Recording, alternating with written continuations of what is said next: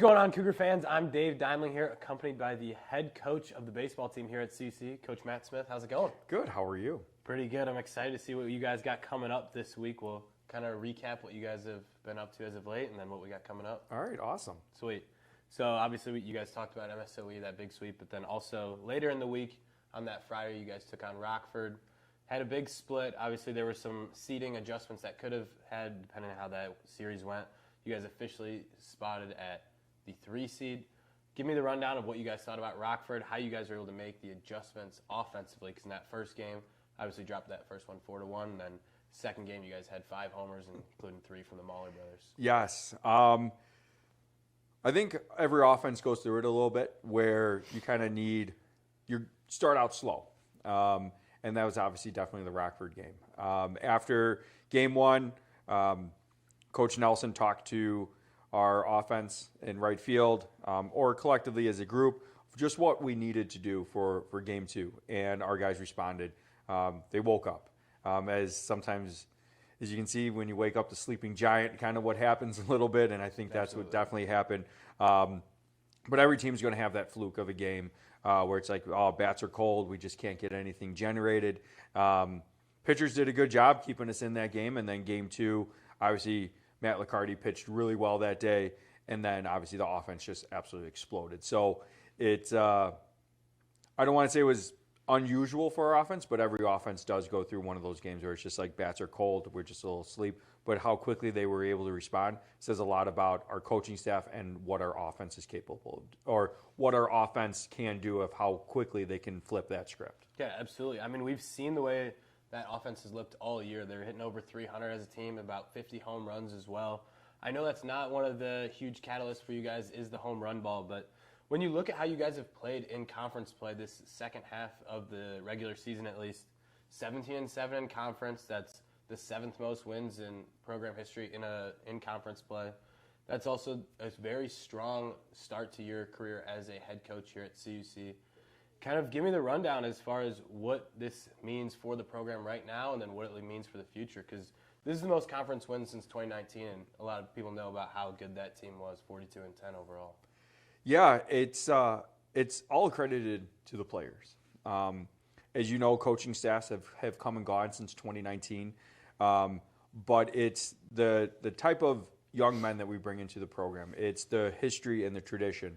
It is the connection that alumni have with this program. Like when we went down to Texas, Coach Wilson stepped on and he was part of the World Series teams there.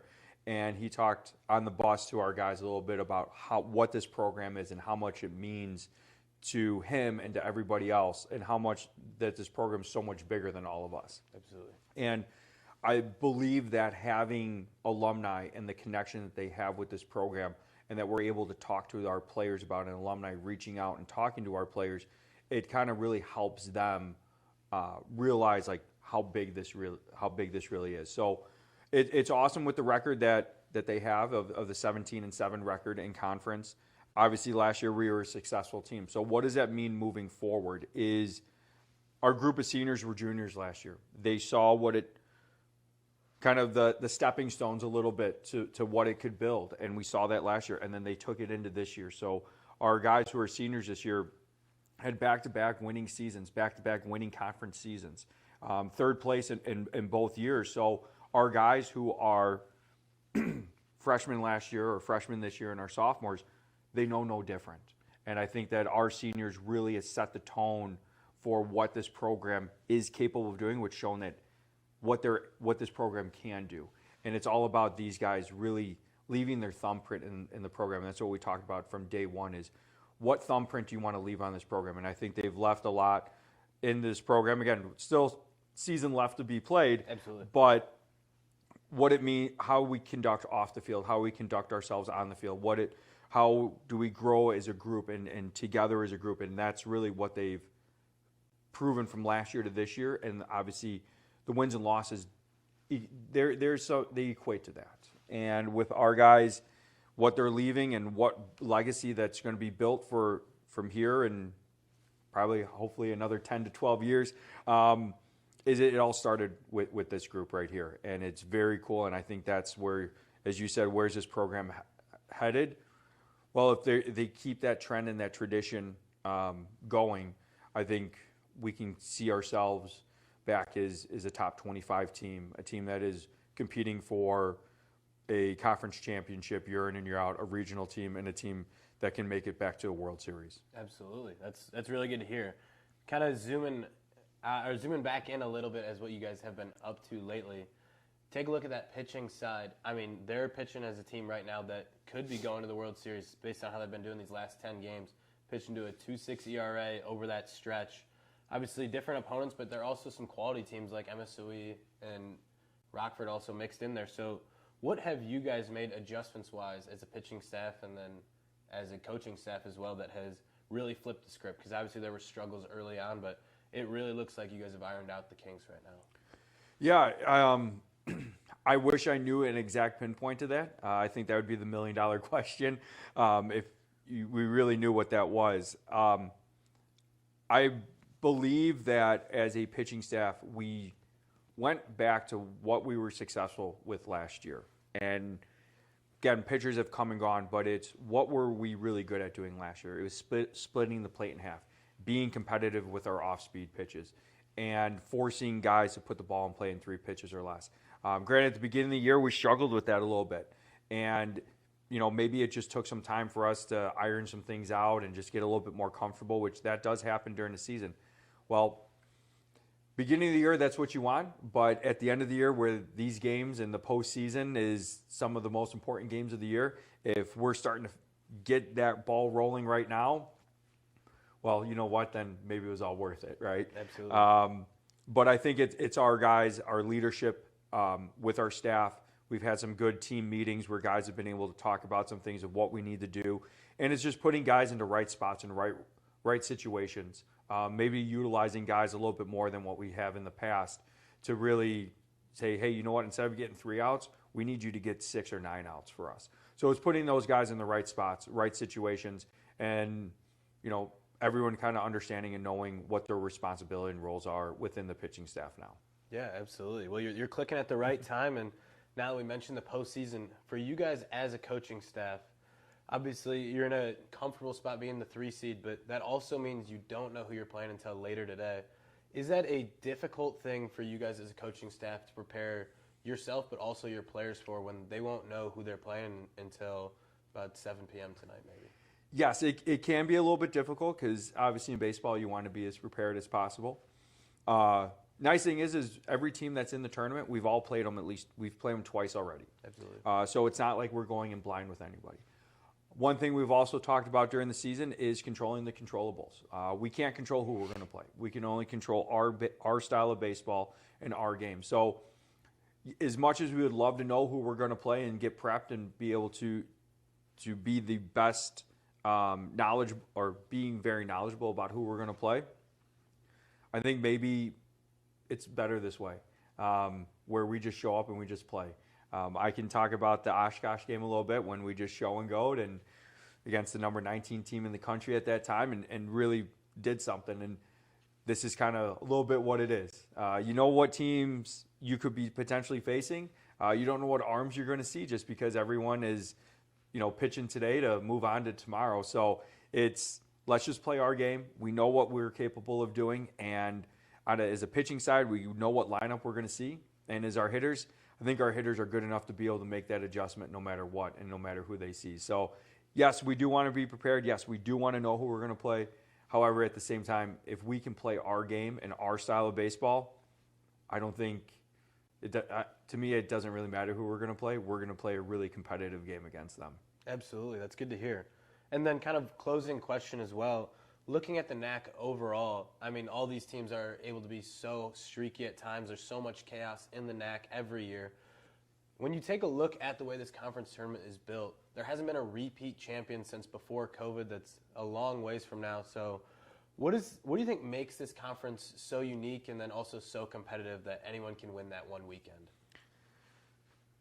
What I think makes it unique is, again, the amount of teams that you have. So a team can get hot and ride a 6-game winning streak, and then a team can go 500 in 6 games. So I really think that having the amount of teams that we do really makes things extremely interesting.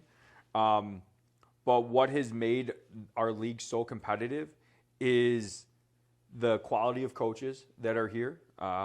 They're great guys. All the coaches that are in this conference want to be here, and they want their teams to be successful. They're competitive. I also think it comes down to recruiting too. Every team is recruiting the right guys, and we've always talked about this. It's recruiting not just really good baseball players, but it's recruiting really good young men who are going to be in your program for 4 years. And I think that that's what's really made this league very good, is because when you see on senior day, it's not 1 or 2 seniors graduating. It's at least 6 to 13 guys like we had this year. And when you can build a team and have a team with that many seniors that have been in the program for that long, I think that's really, it talks a lot about the program. It talks a lot about the coaching staff. It talks a lot about the universities. And when you have some guys that are a little bit older, they've been through a lot. They know how to pass that knowledge down, and nothing seems to surprise them. So when you have that, that's what makes teams really competitive. And I think that's what's made our league so competitive from a bunch of different angles. And that's the exciting part. As I said, with so many teams, one team can get hot for a while, another team can cool off, and you're jumping all over the standings, which can make things a little chaotic for people, but it also makes, as everyone uses the term, #NACCtion, makes that really, really exciting. Yeah, absolutely. Well, I'm excited to see how you guys handle the NACCtion this week, and I'll make sure to have my boots on the ground for it. All right, awesome. All right. For any more information on Cougar baseball, head over to cucougars.com. I'm Dave Dimling signing off, as always.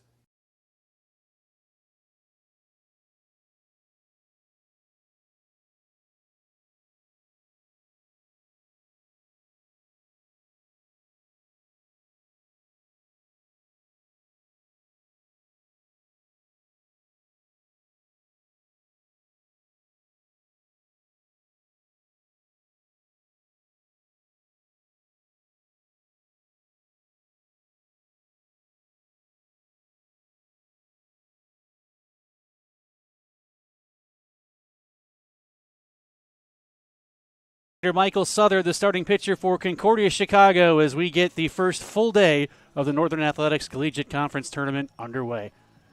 Good morning, my friends. I'm Tim Calderwood. Glad to have you from the Village of Lisle Benedictine University Sports Complex, smack in the heart of Benedictine's campus in Lisle, Illinois. Benedictine victorious yesterday 12-7. They are the 8th seed, and as a result, they will face the 3rd seed, Concordia Chicago. Concordia Chicago 22-17. Swept Benedictine earlier this year, but kind of like the story of Benedictine's season, both of those games were decided late, and both of those games were very tight.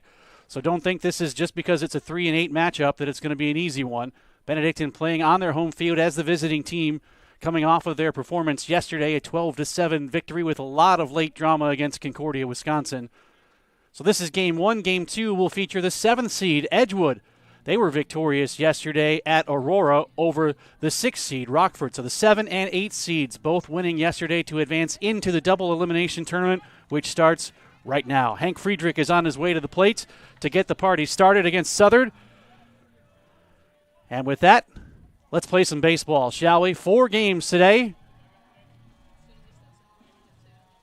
Hank Friedrich will step in to start things for Benedictine. Benedictine at 17-24. All conference teams will be released today. There will be some names, obviously, from both of these teams that you will see once that comes out. Lefty to lefty, starting the ball game. First pitch on the way from Southard. Friedrich shows bunt, puts it down. It's off to the first base side. Southard juggles and won't have a play. It's an infield single for Hank Friedrich to kick off the ball game. A bunt single as he reaches here in the top half of the first. Friedrich, Benedictine's leadoff man, has been a guy who all season long has been able to reach consistently and has been a catalyst at the top of that lineup. Here comes Tommy Juicy against Southard, who is making his 3rd start of the season. Southard 3-0 with a 4.29 ERA. Does have a save on his line. He's worked 21 innings, 13 walks, 20 strikeouts. The lefty deals to Tommy Juicy Jr. upstairs, ball 1.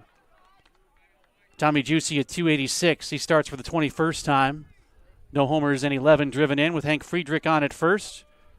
Friedrich 13 of 14 in the stolen base department. Don't put it past him to try and move as Benedictine looks to set the early tone. Juicy stares at a strike, and the count is even 1 ball and 1 strike. Mike Bedoric on deck. He's at first base. We'll bring you the middle of the order after this 1-1 pitch to Juicy. High and away. Spencer Geek, the right fielder in the cleanup spot. Justin Nunneman, the center fielder, bats fifth. Matt Santorelli at second base, hitting sixth. Bottom three in the lineup, Nick Castrovillari at third. Anthony Mitchell, the catcher. And Preston Popovich at shortstop. Southern throws to first base, and back in standing easily is Friedrich. Matt Smith, first-year head coach at Concordia Chicago. They went 17-7 through their tour in the Northern Athletics Collegiate Conference. 10-8 was their overall record away from home. And it is 3-1 on Juicy.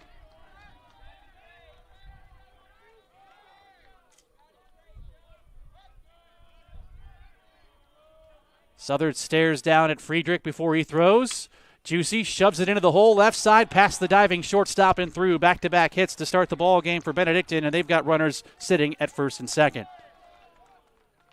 Now, what's the difference between yesterday and today? Yesterday was a single elimination game. The winners moved into the double elimination tournament. Today, the loser of this game will still have one more game remaining, at least, in the tournament.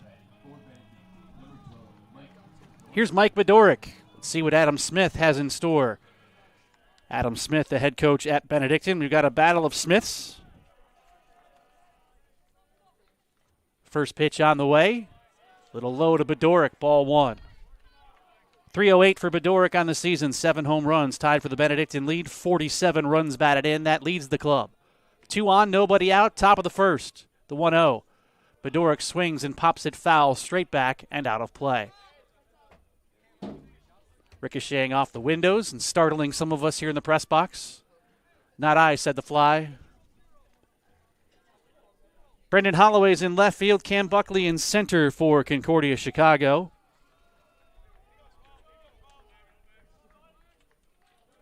Xavier Zagerman is the right fielder. That's the outfield. The 1-1 pitch. Off the plate away to the left-handed hitting Bedoric. Ball 2.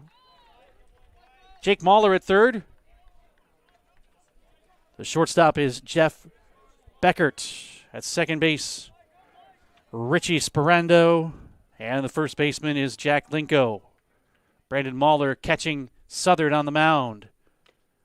A foul in and out of the glove of Mahler behind the plates. 2-2 on Bedoric. With nobody out in the top half of the first, Concordia Chicago with the corners in, still guarding against the potential of a bunt. Spencer Geek is in the on-deck circle. Look out as Bedoric chops one over the leaping first baseman. Nobody's covering first. Everybody's safe. It's an infield hit. I tell you what, Benedictine has not hit the ball hard here in the first inning, but they have loaded the bases with nobody out. That was over the head of Linko at first base. The second baseman picked it up, but with Linko trying to make the play, there was no one covering. And here comes the man Concordia Chicago probably does not want to see, Spencer Geek. Geek is at .316 with 7 homers and 33 driven in. Why do they not want to see him? Well, yesterday he was 6 for 6 in that single game against Concordia, Wisconsin. And he attacks the first pitch, dribbling it up the first baseline, foul, 0-1. Those 6 hits tied a single-game conference record, and the 6 hits were a conference tournament mark, including a big 3-run homer in the 9th when Benedictine scored 6 runs to come from behind. Here's a ground ball up the middle. That's into center field. 1 run's going to score. Here comes Tommy Juicy around third. He's in as well, and it's 2-0 Benedictine. 4 batters into the game. Friedrich and Juicy cross. Bedoric stops at second. 4 straight hits to open the game for Benedictine against Michael Southern.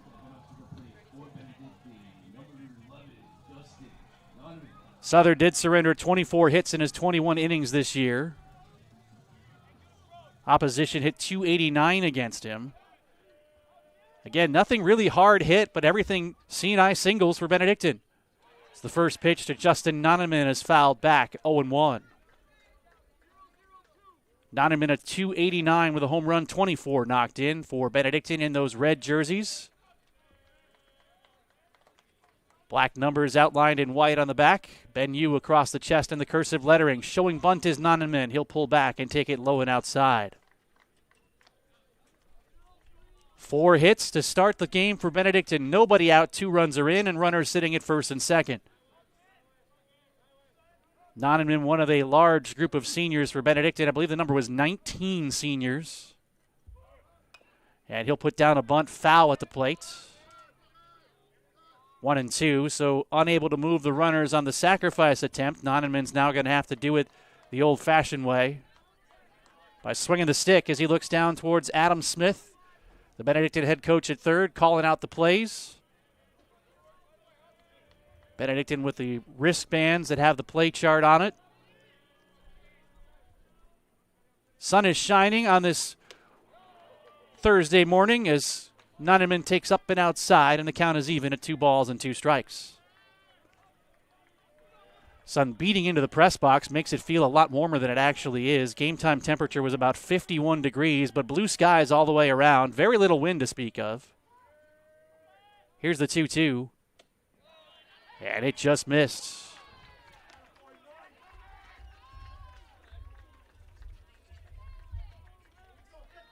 Or it found the zone. A little bit of a late call there, but strike 3. Down looking is Nonneman for the first out of the game.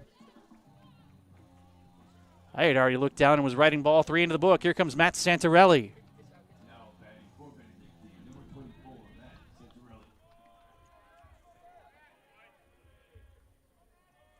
Corner's still in against Santarelli, who takes the first pitch wide from the lefty Southern ball 1. Matt Santarelli, part of a rotation at second base for Benedictine this year. He's making his 23rd start, .256 with a homer and 12 driven in. And he finds himself ahead in the count, 2-0. Jake Mahler backs up at third. 1 away in the inning. Runners at first and second. It's 2-0 Benedictine. The pitch from Southern. Swing and a miss. Concordia Chicago, the home whites, with the maroon pinstripes. Southern with his pants hiked up. The maroon socks with the yellow stripes exposed underneath. The 2-1. Inside corner to even the counts.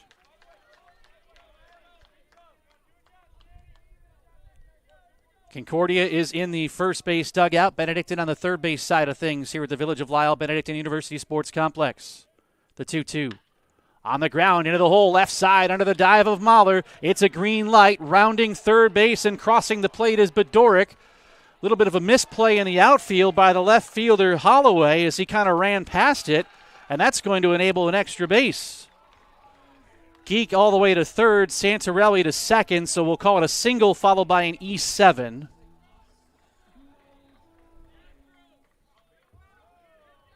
And a mound visit coming for Concordia Chicago. As they try to limit the damage here in the first inning, Benedictine really has a chance to put a crooked number on the board and set the tone of this game early on. They've already set the tone by scoring 3 times. But if they can find a way to plate those 2 additional runners aboard, look out.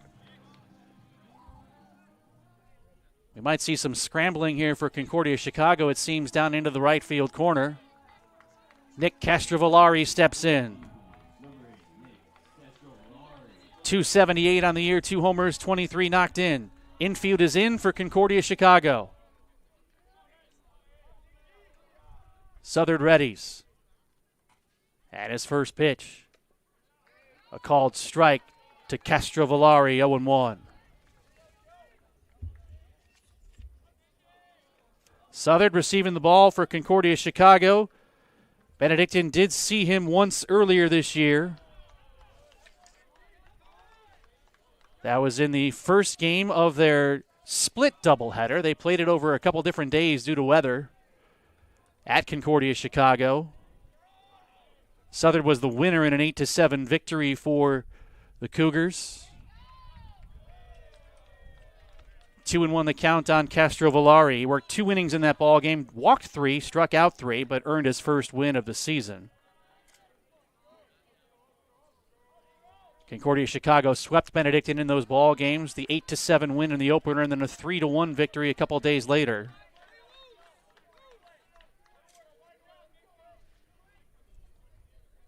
Couple very competitive ball games. But it's Benedictine out to the early 3-0 advantage today. Upstairs.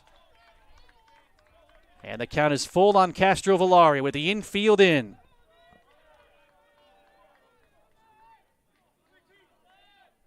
Santorelli at second, Geek at third.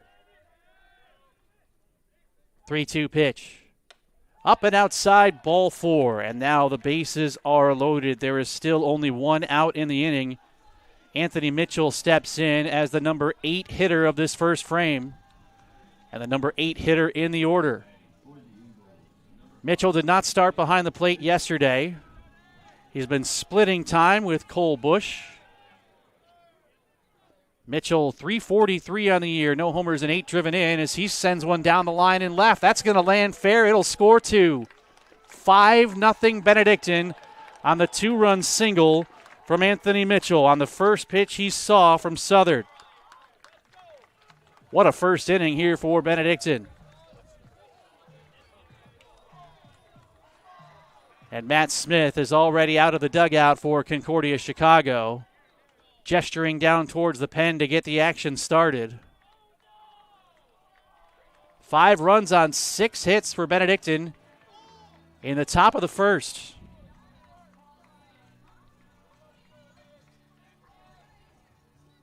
Matt Perta, the starting pitcher for Benedictine, sitting in the dugout thanking his teammates, saying, "Me likey." He's going to take to the mound with a big lead.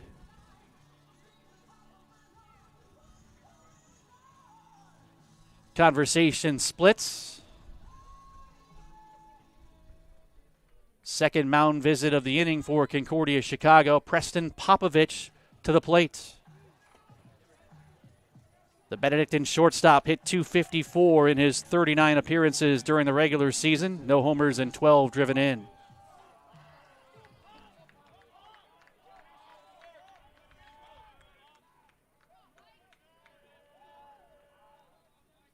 First pitch to Popovich. Outside, ball 1. Popovich, the right-handed hitter. 5-0 Benedictine, still only 1 away in the top of the first. The pitch. In there for a strike to Popovich.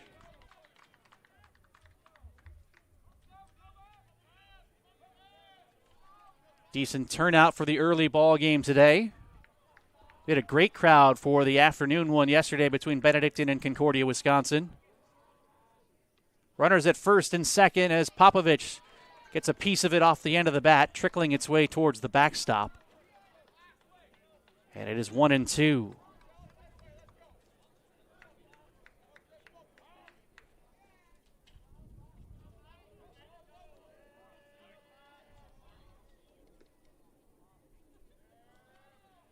The pitch on the way.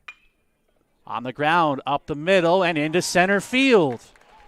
Rounding third comes Castrovillari. He's in to score. The throw to third skips away, and that's going to allow another run to cross.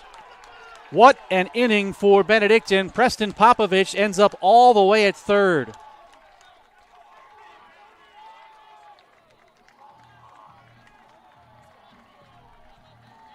Single E8, 1 RBI for Preston Popovich, who again ends up at third base on the play. Still just 1 away in the inning. 7 runs are in. Double-barreled action down in the right field corner for Concordia Chicago, who has the infield in with Hank Friedrich batting for the second time in the frame. First pitch. Big rip and a miss, 0-1. Friedrich started this ball game with a bunt single. That set the tone for the inning. 4 straight hits to start for Benedictine as Friedrich rolls it up the first baseline foul.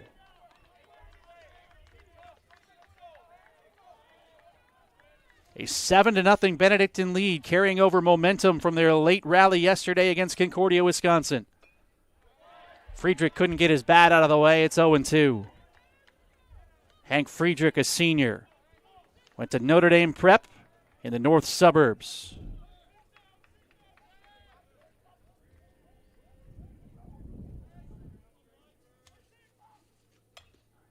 And he'll chop this one over the mound. Going to be a tough play. Picked up by the shortstop. Runner holds. Breckert over to first base in time for the out. And there's 2 down.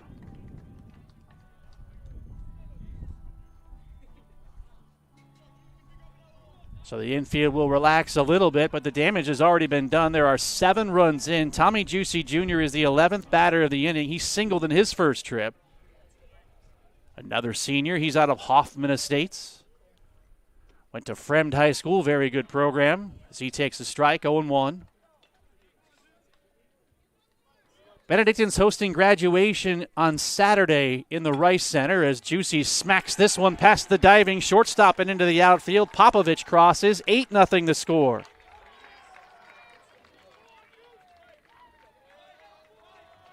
Second hit for Juicy in the frame, and we're going to have a change on the mound. New pitcher coming for Concordia Chicago. Big inning for Benedictine, 8-0 in the NACC tournament.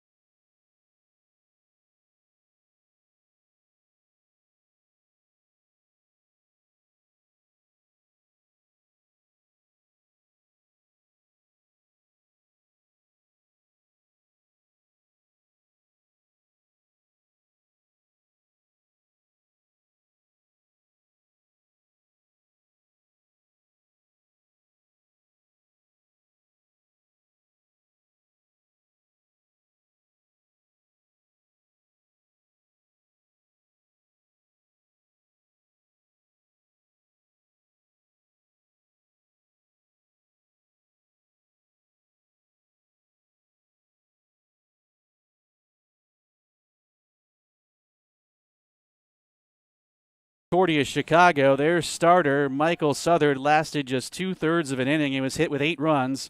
7 of those earned as of right now, despite 2 errors on the board. The way the rest of the frame transpired as Mike Bedoric hits one pretty high in the air towards right. It's deep, but it is playable. Back near the warning track, Zagerman puts it away. One pitch for the new hurler, Kyle Stone. He sits down Mike Bedoric and ends a difficult top of the first for Concordia Chicago. Benedictine with 8 runs on 8 hits. There were 2 errors and a runner left on base. We'll go to the bottom of the first. Benedictine with an 8-0 lead.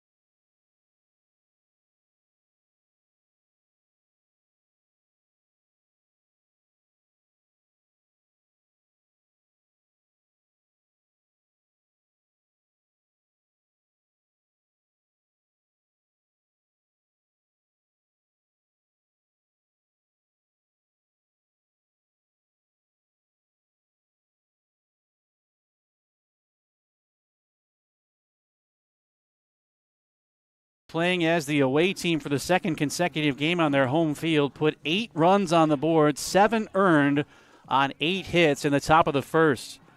Matt Perta sat back and watched as Benedictine sent 12 men to the plate in that first inning, and he goes to work with that 8-0 lead as Cam Buckley steps in to start the party for Concordia Chicago, and he rips through the first pitch, 0-1.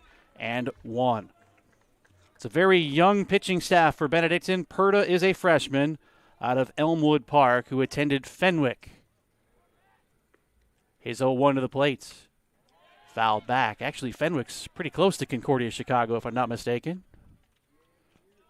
Oak Park versus River Forest. In fact, that's one of the high schools. Oak Park / River Forest, or hyphen River Forest. You know what I was talking about. Fouled away to the left side, and it's 0-2. Cam Buckley in the leadoff spot for Concordia Chicago had a very good season. A .340 average with 7 home runs and 32 driven in. Concordia Chicago belted 49 long ones during the year as Buckley takes low. Benedictine on occasion has fallen victim to the big inning, just like they were able to do offensively in the first. So the key is to just keep this one going as Buckley floats it towards left. Hank Friedrich over to his right will put it away chest high for the first out. Friedrich in left, Justin Nunneman in center, Spencer Geek, the right fielder. Nick Castrovallari at third. The shortstop is Preston Popovich. On the right side of the infield, it is Matt Santorelli at second and Mike Bedoric at first. Anthony Mitchell, the catcher, working with Matt Perta, who did start against Concordia Chicago in the first game of that series, as he jumps ahead of Brendan Holloway, 0-1. Perta got stronger as the year progressed as he kicks and deals and misses downstairs. 3-3 the record, 6.45 the ERA for Perta, who covered 44 2/3 on the hill, walking 19 and striking out 17. As he puts one in there for strike 2 to Holloway. 349 for Holloway on the season. No homers, 16 knocked in as Perta throws. And a swing and a miss, strike 3. The momentum carrying over to the bottom half for Benedictine after scoring 8 runs in the top of the first. Perta has sat down the first 2 Concordia Chicago hitters, but now he has to contend with the very dangerous middle of the order. Jake Mahler, 398, 14 home runs, 49 runs batted in as he looks at strike 1. If I told you he was second on the team in all 3 of those categories that I just mentioned, would you believe me when I told you how good the middle of this lineup is?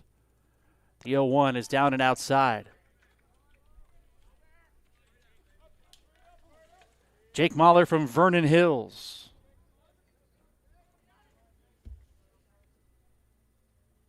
Hot shot up the middle and into center. There's the first hit for Concordia Chicago. And Jake Mahler's twin brother, Brandon, will step in. Also out of Vernon Hills, no surprise there. And he is the man who, at the top of the stats, leads Concordia Chicago in every category, a .473 average, 16 homers and 66 driven in. Adam Smith told me yesterday he was going to be very careful in how they attack Mahler, who really wrecked Benedictine in that doubleheader earlier this year. The first pitch is down in the dirt, good block by Mitchell, freezing the runner at first base.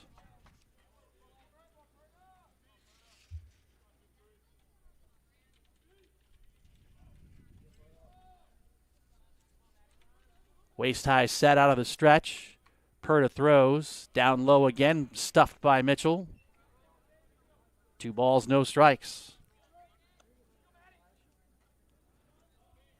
Almost 1 hit in every 2 trips to the plate for Mahler. 71 hits on the season and his 150 at-bats. The 2-0. Down and away, ball 3. You can see Perta's being careful with how he pitches to him, even if he's not going at him. An 8-0 lead changes things a little bit in how they will attack Mahler. But they're still being very careful and kind of pitching him around him, trying to force him to make a mistake at the plate. The 3-0. In there for a strike, 3-1. Purdo allowed 7 runs against Concordia Chicago in 6 innings of work back on March 30th. A walk and 3 strikeouts in that game. He also hit a batter as Mahler pops it into the air first base side and carrying out of play.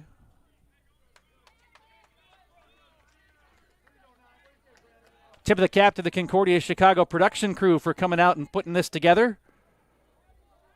They'll have the handle today for all 4 contests.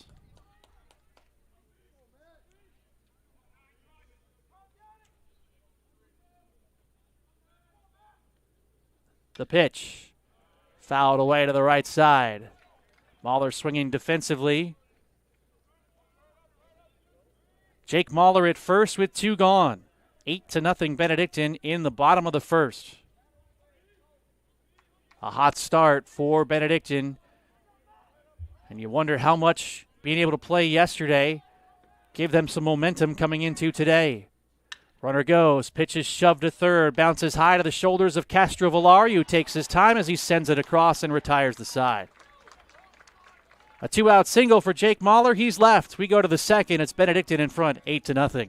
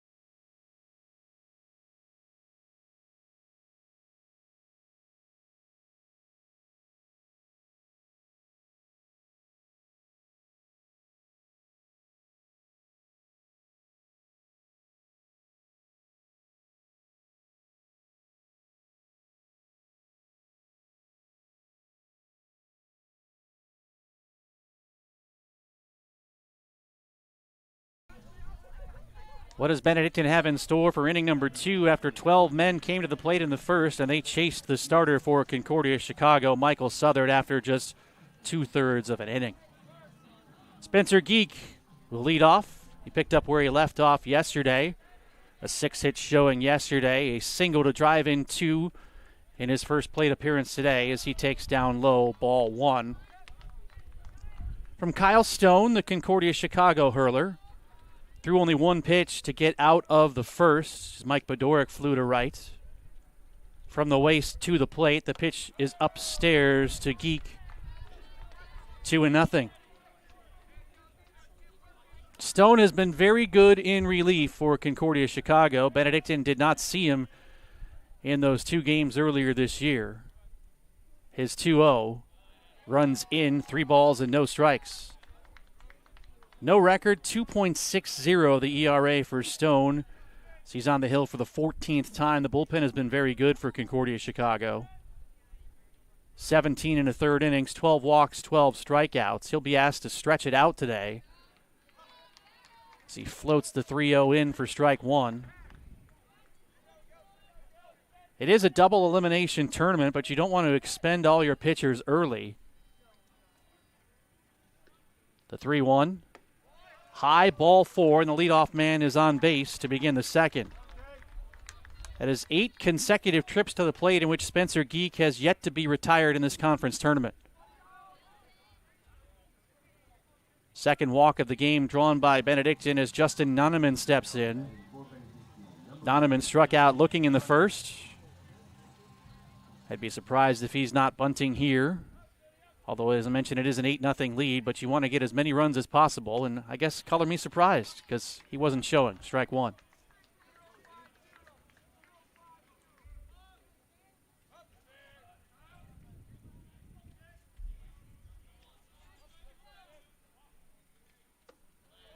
Down low. Still no square from Noneman as the count is even at 1 ball and 1 strike. Noneman, a senior from Naperville, went to Neuqua Valley. Stone deals and misses away. 8-0 Benedictine with the lead. More action in the pen for Concordia Chicago. Here's the 2-1. And it is popped up behind the plates, drifting out of play. Sun is shining, so hopefully those in attendance put on the sunscreen, although pretty much everybody has sweatshirts on due to that little bit of chilly temperature.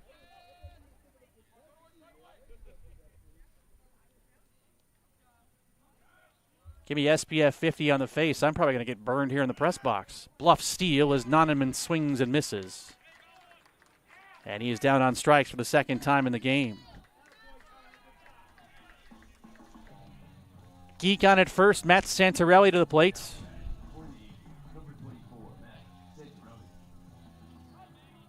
Santarelli with an RBI single in the first.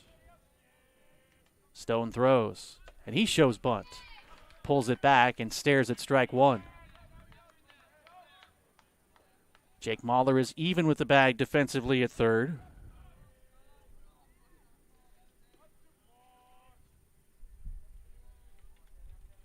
0-1 offering.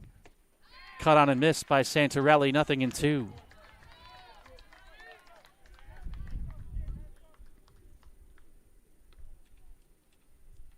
Outfield shifted to the pull side against the right-handed hitter. Cam Buckley in center, well to his right of straightaway. Here's the 0-2, and it's off the plate away. Benedictine hosting the conference tournament. They hosted it in 2024, and that was a Benedictine victory in the conference tournament. That tournament championship banner is hanging just to the left of the scoreboard in right center as Santarelli stares at strike three. A graze of the outer third, back-to-back strikeouts from Stone. And Geek remains at first with 2 away as Benedictine holds an 8-0 advantage.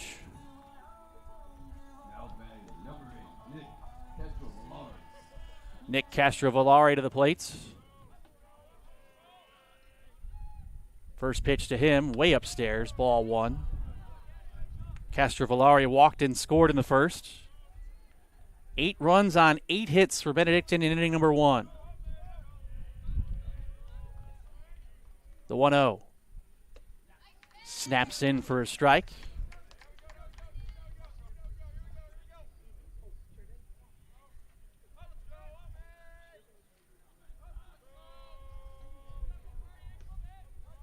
Stone with a long hold, and now the pitch. Fouled away first base side. The hair flowing out from underneath the cap of Stone.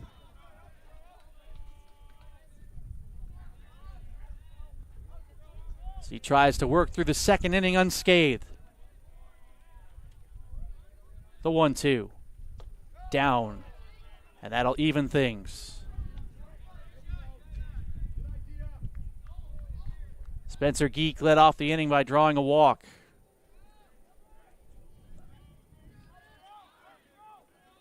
The 2-2. Geek on the move. Pitches upstairs. Here's the throw down to second base. Not nearly in time. That was a great jump for Spencer Geek as he ends up in scoring position with 2 away. For Geek, his 10th steal of the season. He's the 3rd Benedictine player to record double-digit stolen bases. Joining Hank Friedrich and Justin Noneman. 3-2 to the plate. Hit high in the air towards left. That one's deep. Going back on it is Holloway. Still going back. It's off the wall. Geek's going to score easily. It's a double for Castrovillari.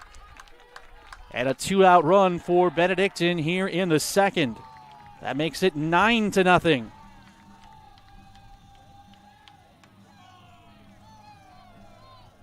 For Castrovillari, double number 9 on the season. That puts him third on the team. As he drives in Geek from second base. Anthony Mitchell steps in.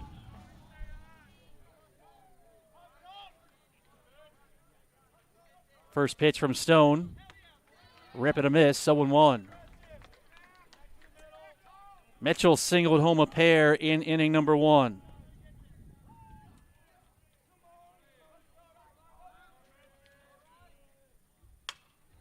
And he'll hit one into the air, shallow right field. That could be a problem. It plops in. Racing around third and scoring is Castrovillari, and Benedictine owns a double-digit lead at 10-0. Back-to-back 2-out hits from the bottom of the lineup. Mitchell has knocked in 3 in the game.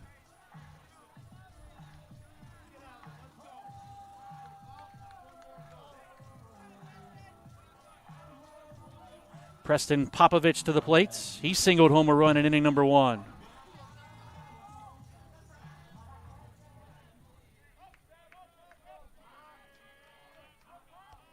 First pitch.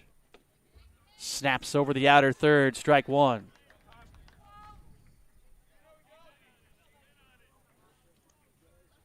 Preston Popovich, a freshman from Sugar Grove. It seems like this entire Benedictine roster, they're either seniors or freshmen. Of course, not to say that there aren't any sophomores or juniors, but the bulk of players on this team are either seniors or freshmen. Rip and a miss to make it 0-2.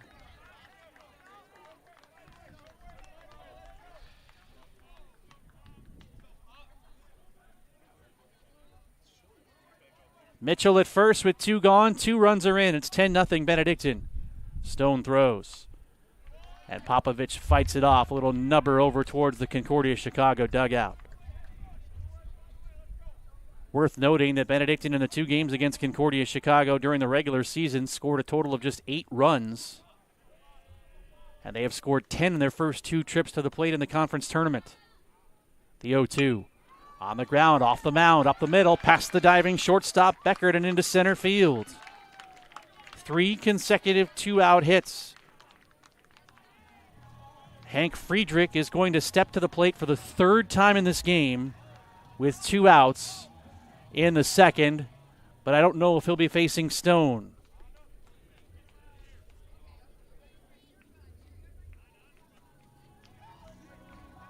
We're in the second inning, and Concordia Chicago is bringing in their 3rd pitcher of the game. It is 10-0 Benedictine in front in our conference tournament opener on this Thursday morning.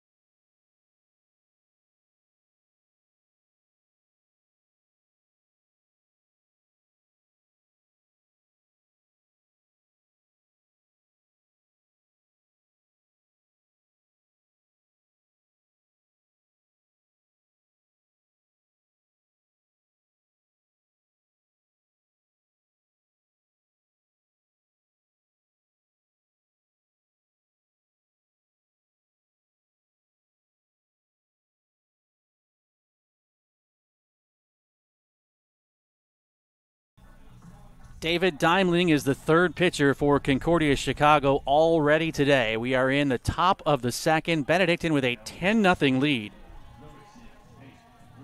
Kyle Stone came in the first, threw only one pitch to get out of that first inning after Benedictine scored 8 runs. He allowed a leadoff walk here in the second and then struck out back-to-back batters and seemed to be in position to escape the inning without any further damage. But then a Nick Castrovalari double, an Anthony Mitchell single, and a Preston Popovich single, enabling 2 more runs to score. 2 on with 2 outs. Deimling on the hill as he deals. And this one is through the legs of the catcher on a pass ball to allow the runners to reach second and third. Deimling is a senior out of Bloomingdale. Went to Lake Park, also a pretty good Illinois high school baseball program. Made 3 starts during the season. He's out for the 10th time. 1-1 record, 12.86 the ERA. 14 innings, during which he surrendered 14 hits with 15 walks and 15 strikeouts as he deals downstairs. And it is 3-0 on Hank Friedrich, who is 1 for 2 in the game. Yes, that's right. We're in the second inning, and he's batting for the 3rd time. The 3-0. Friedrich takes off the plate away, ball 4. Deimling enters and walks the first batter he faces to load the bases for Tommy Juicy.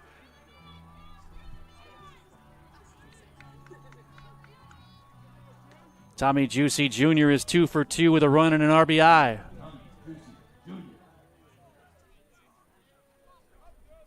Bases loaded for Benedictine. Outfield straight away against the right-handed hitter who is plunked on the helmet with a first pitch to force in another run. Sam Molinas and Adam Smith racing over to check on Juicy. Athletic trainer Adar out of the dugout as well. This will force in a run, and it is now an 11-0 Benedictine advantage.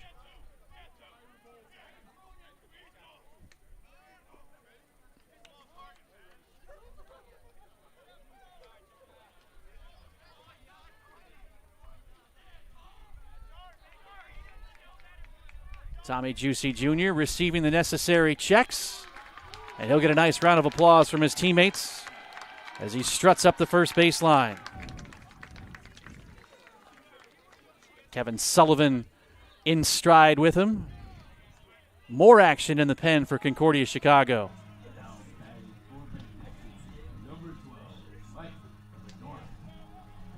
Mike Bedoric is the batter. An 8-run first, a 3-run second, 11-0 Benedictine in inning number 2. Bases are loaded. Bedoric takes in the dirt, ball 1. Bedoric singled and scored in the first, also flew out to right field.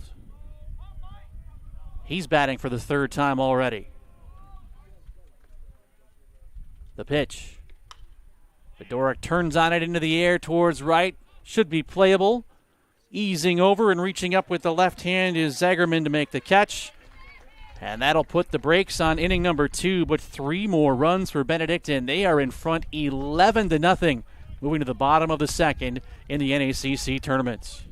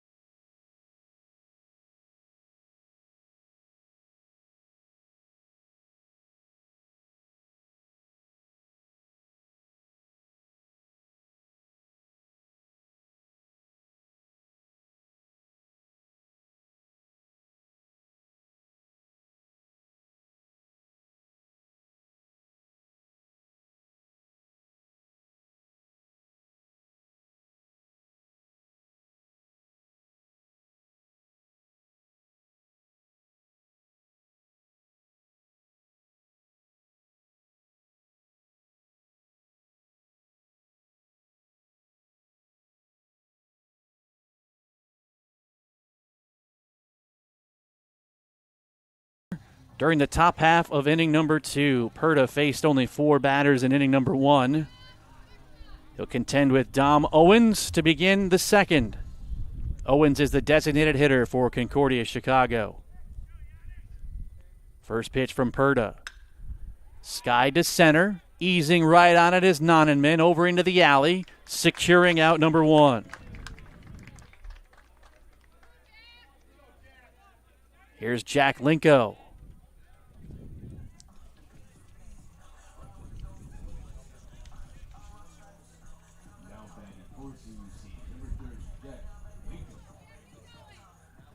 Linko, the first baseman, hitting .322, 3 homers, 15 driven in. Righty against the righty Perta. First pitch. Popped up.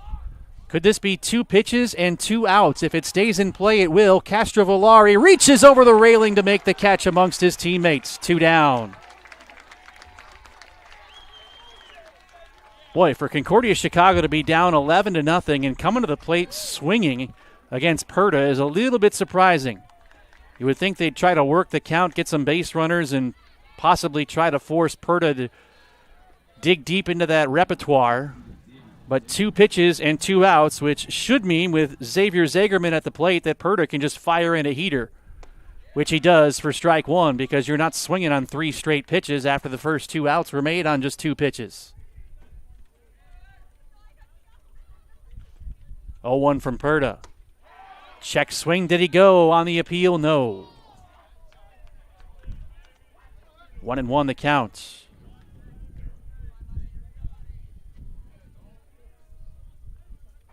Perta throws. And he just missed the outer edge. Zagerman, 206 in his 37 appearances with 4 homers and 23 driven in. And it's 2-2.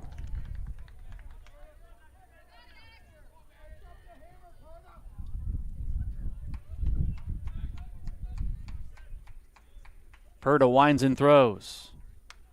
Off the end of the bat, foul back.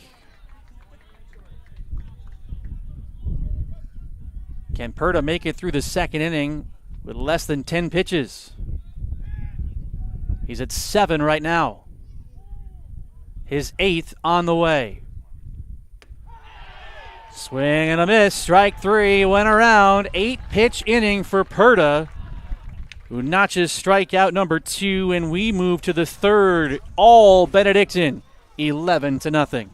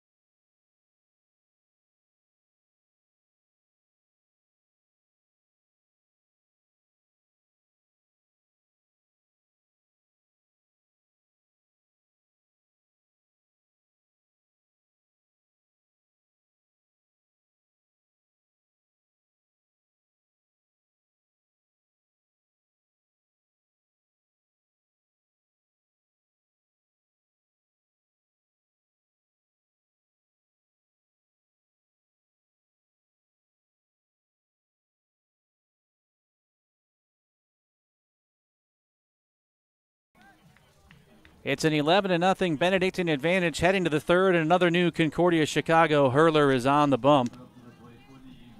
Right-hander Elliot Higgins, a senior from Park Ridge. He is pitcher number 4 of the day for Concordia Chicago as Spencer Geek leads off, yet to be retired in the tournament in his 8 visits to the plate.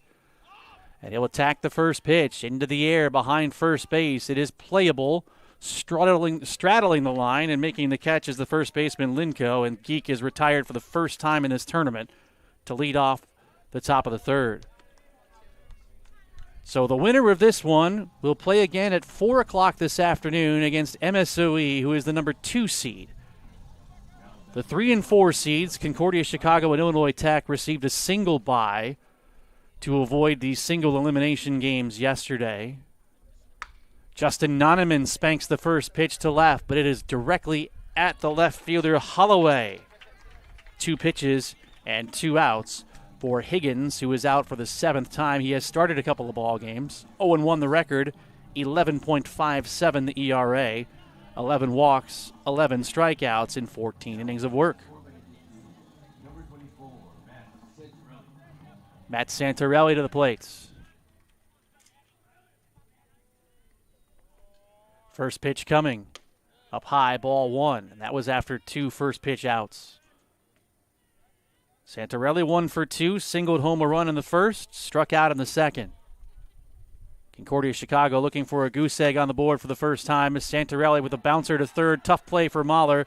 Backhanded off the high hop on the dirt, called an infield hit for Santorelli, as Benedictine will put another hit on the board. Again, a lot of their hits really haven't been missiles or line drives. They've just been C&I knocks. Right place, right time. 12 hits on the board for Benedictine.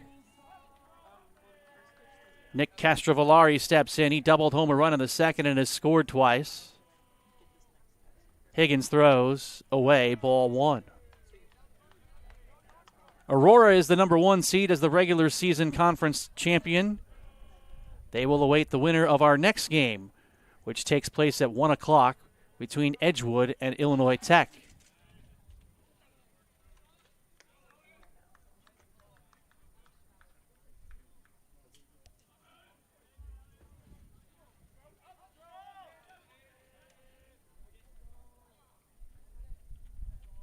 Long hold, there goes the runner. Pitch is a strike, throw it down to second is high and not in time. It's a stolen base for Santorelli. And he's into scoring position with 2 away. That's the second swipe for Benedictine today.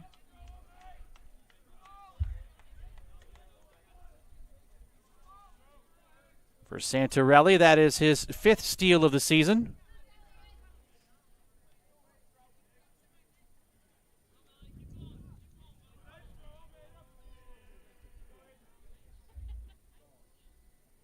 Here comes the pitch. And it just missed. 2 balls and a strike to count on Castrovillari. 11-0 Benedictine in the third. Castrovillari fights it off.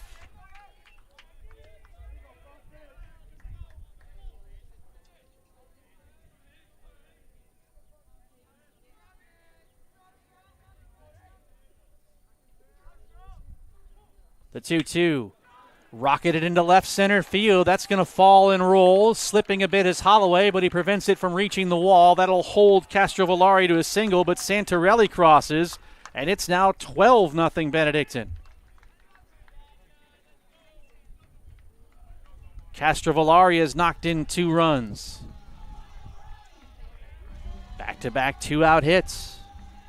Benedictine strung together 3 consecutive 2-out hits in inning number 2. Anthony Mitchell to the plate.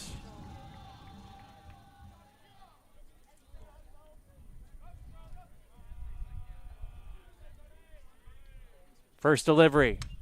Fouled back, 0-1. Mitchell with 3 RBIs. He came into this game with just 8 on the season. What a showing by him to start the conference tournament in his first appearance of the tourney as he takes low.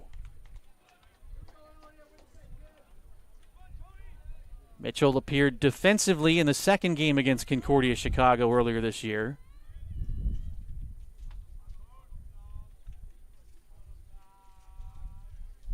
Delivery In the dirt, trickling away, but the runner holds. Concordia Chicago calls their home field the Thunderdome. Just going to tell you now that it is in no way, shape, and form a dome. That would be something for a Division III school to have a dome.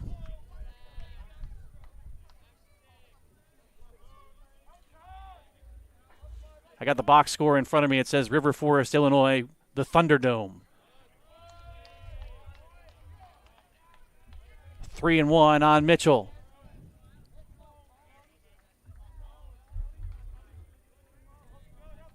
Bottom of the lineup has been extremely successful for Benedictine.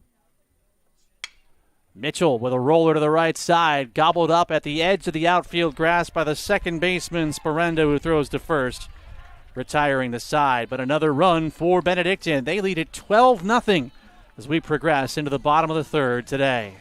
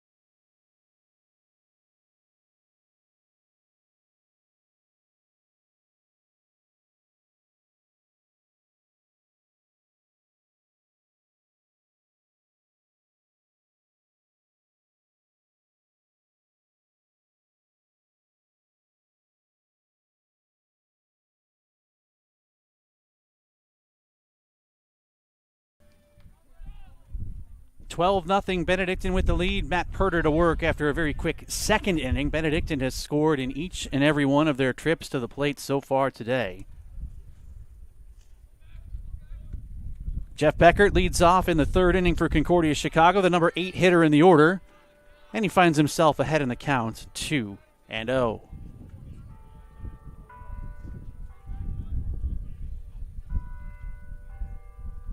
236 for Beckert. No homers, 9 driven in as he fouls one away.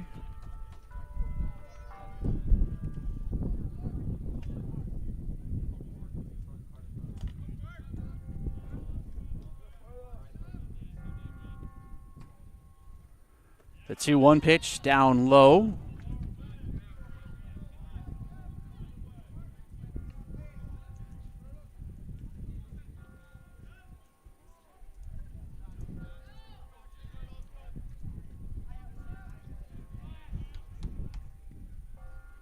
Purda throws outside, ball 4 as he issues his first walk. Beckert reaches, and for the first time in the game, Concordia Chicago has their leadoff man aboard. Lot of baseball to go, but it has been all Benedictine so far, and if the score holds, it would be a premature end to the ball game in 7 innings. Richie Sperando, the batter. First pitch to him is foul back, 0-1.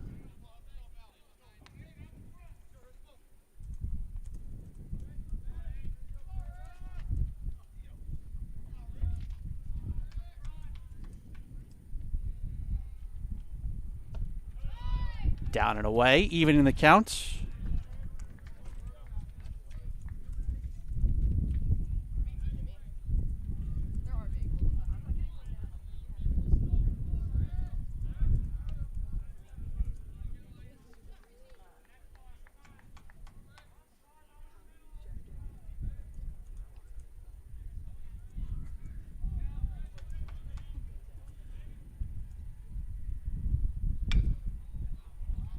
Soft liner towards the Concordia Chicago bullpen, landing foul. 1-2 the count.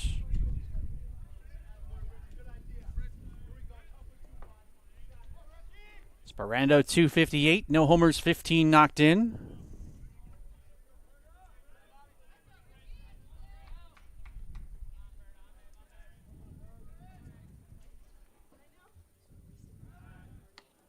Perta throws the first, rather close play.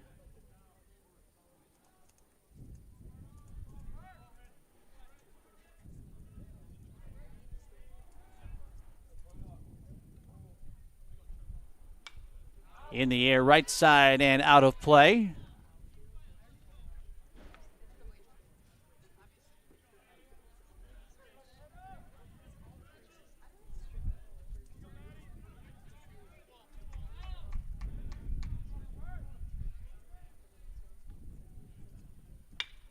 On the ground to short, could be two. Fling to second one. Santarelli on to first for the double play. 6-4-3, erasing the leadoff base runner for Concordia Chicago.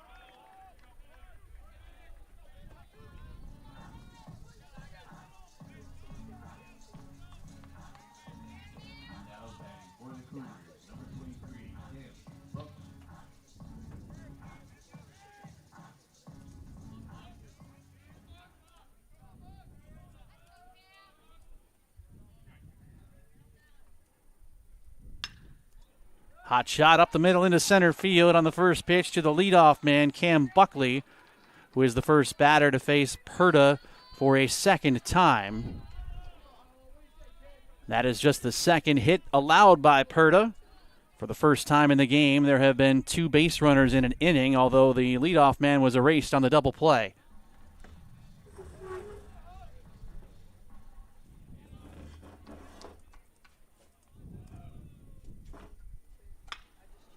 On the ground to second, Santarelli has a play in either direction. He opts to roll left as Holloway grounds out. And we are on to the fourth. It's all Benedictine in game one of 4 on this Thursday in the Northern Athletics Collegiate Conference Baseball Tournament.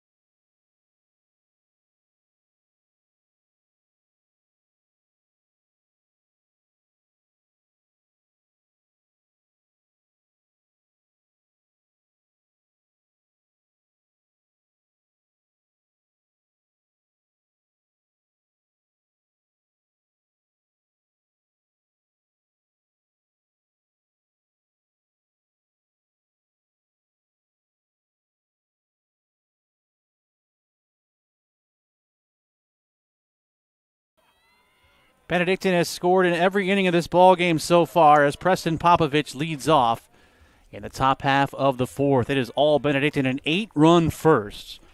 They lead it 12-0 as Popovich fouls away the first pitch of this inning. And Popovich smacks it up the third baseline. That is just inside the bag. A fair ball into the corner. Popovich about to lose his lid as he's on his way around second and is going to try for 3. He is in without a throw. It is a leadoff triple for Preston Popovich, who is 3 for 3. When it rains, it pours.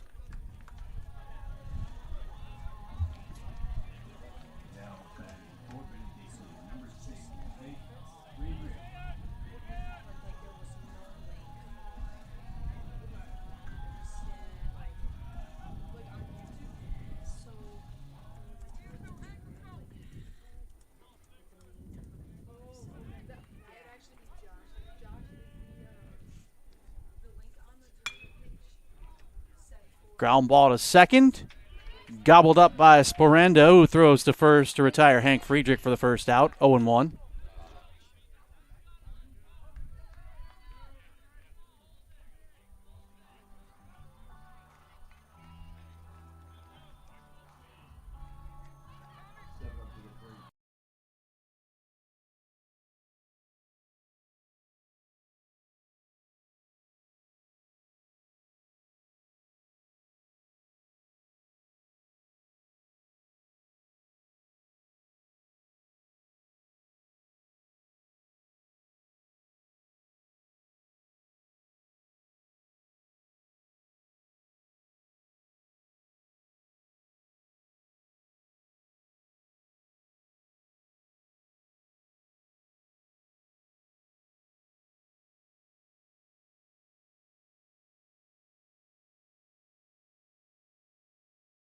Tommy Juicy Jr. is at the plate. He's been on 3 times, and he will gaze at a strike.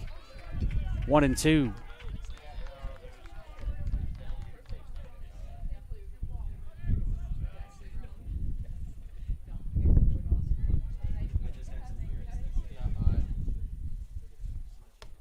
Down and outside, and the count is even at 2-2.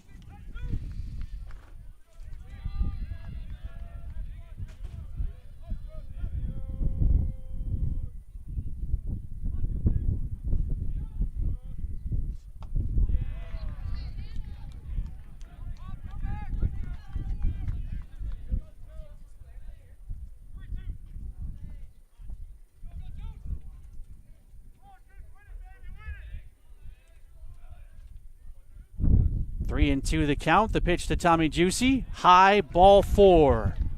An elevated 1 enables Juicy to reach for the 4th time today. Runners at the corners with 1 away. Not the worst thing for Concordia Chicago because it does put a potential double play in order.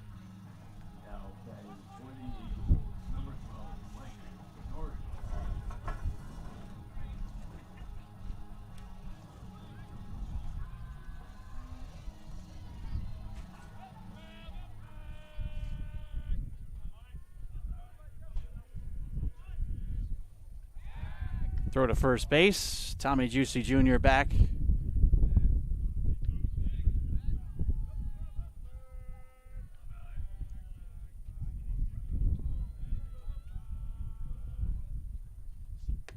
The pitch is outside to Mike Bedoric, who has twice flown out to right. In inning number 1, he recorded an infield hit and came around as part of that 8-run frame. Benedictine with 12 runs on 14 hits in the 4th inning of this one.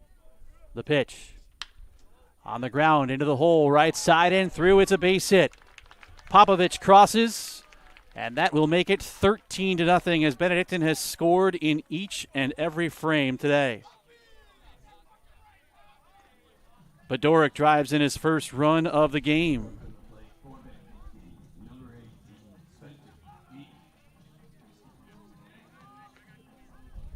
Spencer Geek, the batter. He was retired for the first time in the tournament during his last plate appearance. And that was leading off against this man, Elliot Higgins, who is the first Concordia Chicago pitcher to appear in more than one frame today as he jumps ahead of Geek 0-1. 2-run single in the first for Geek, a walk, a stolen base, and a run in inning number 2. He's 1 for 2 officially as he chops it foul.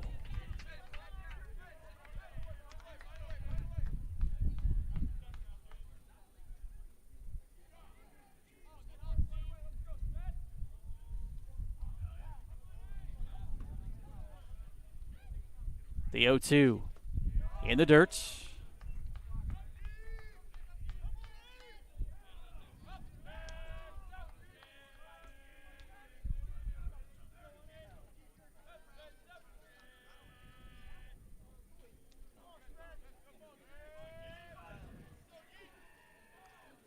1-2 coming, way upstairs. And the count is even, 2 balls and 2 strikes.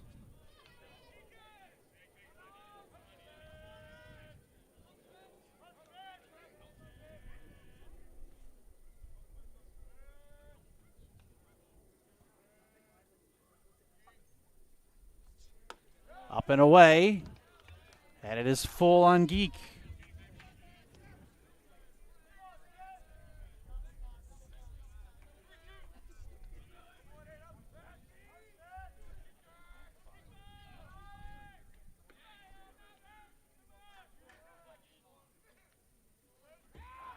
A twirl and a fake throw to second base.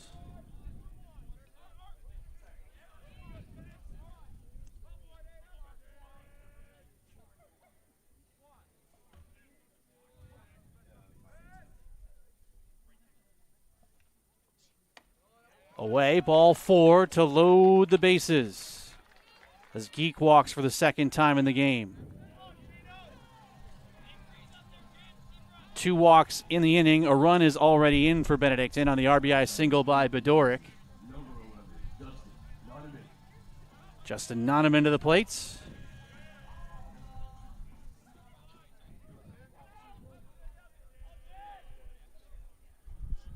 Noneman takes down low, ball 1.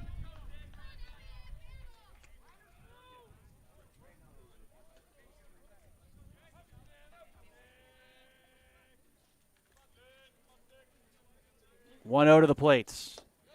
2 balls and no strikes. Noneman does not have a hit. He is 0 for 3. The only member of the lineup who has yet to reach base. And in fact, the only member of the lineup who does not have a hit for Benedictine. He'll try to change that here with the bags full and really crack it open. As he serves a shallow pop into right field. Is it deep enough? Juicy's going to hold at third base as Zagerman makes the play. And 2 gone in the inning.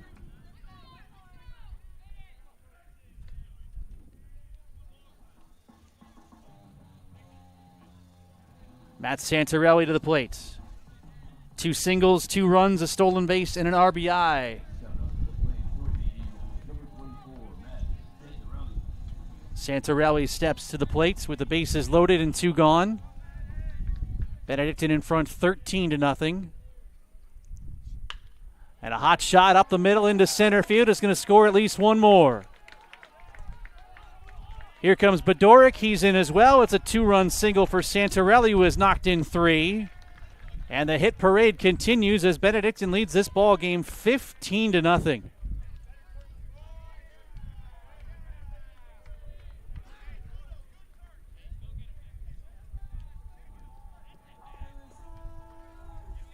The bats have come alive for Benedictine today as Nick Castrovillari steps to the plates. 15 runs on 16 hits.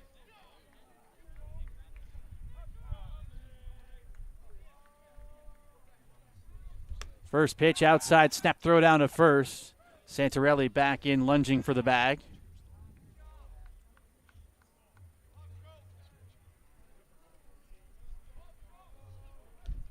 Concordia Chicago did surrender 23 runs in a loss to Concordia, Wisconsin back on March 21st.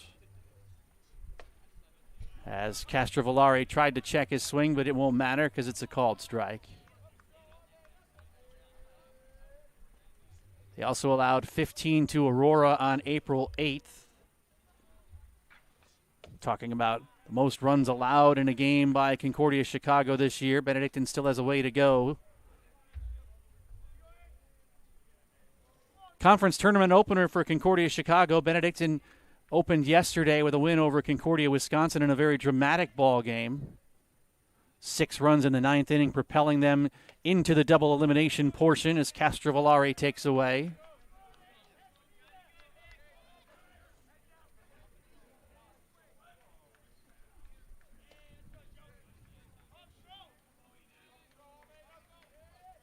The pitch. Fouled away to the right side.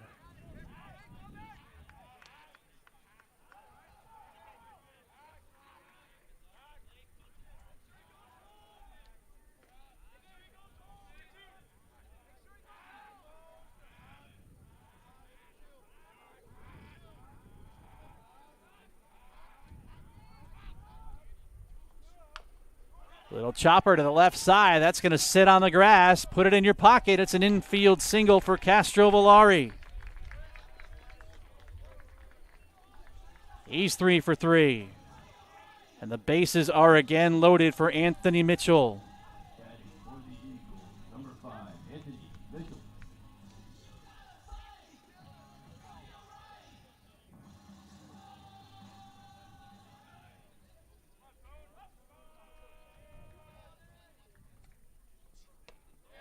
The first pitch is inside, ball 1.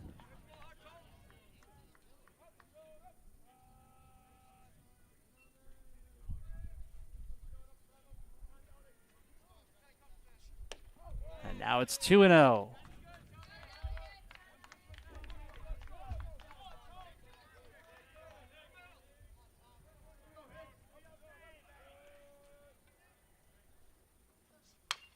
Chopper to first, hugs the line. That is a foul ball.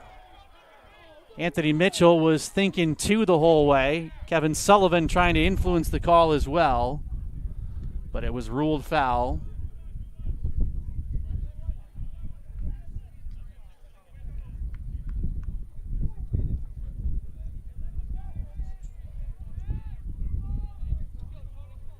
So 2-1 on Mitchell, who is batting here in the inning. The 9th batter of the frame. The pitch. Inside corner to even the count.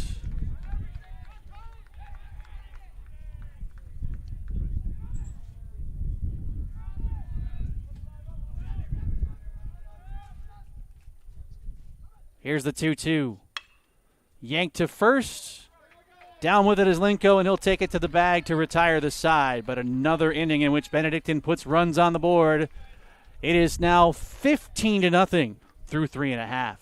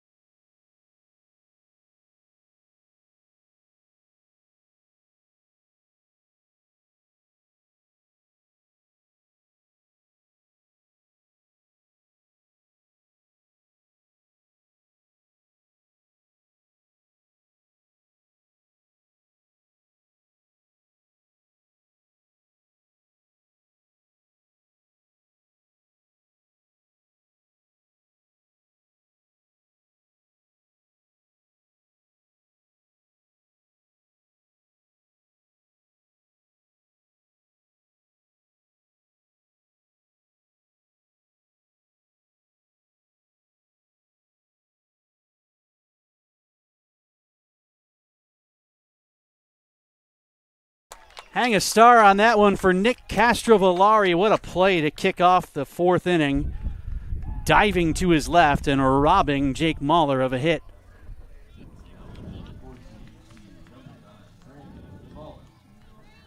And now Brandon Mahler steps in a game which is all Benedictine. 15-0 they have scored in each and every inning. Brandon Mahler attacks the first pitch and finds an opening on the left side for a base hit.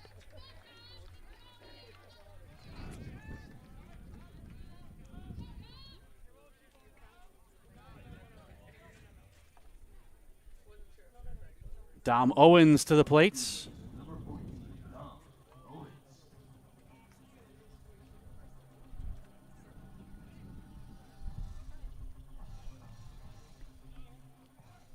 Owens flew to center in his first plate appearance. First pitch to him is off the plate away, ball one.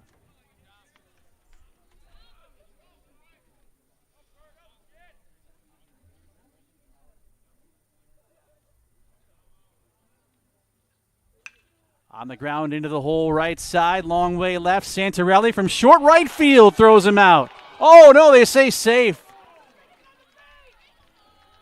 Bedoric apparently was pulled off the bag by the throw, so call it an infield hit for Owens. And there are 2 on with 1 out here in the bottom of the 4th.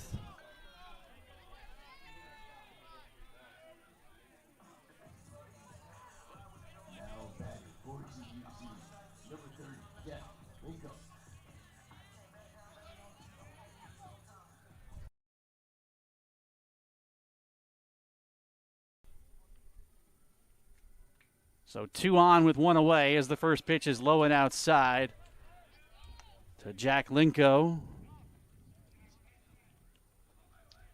Concordia Chicago trying to chip away at the deficit.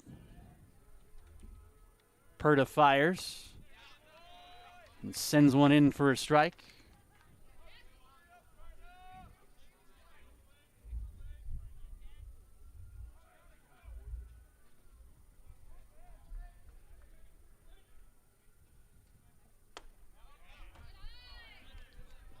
Two and 1 the count.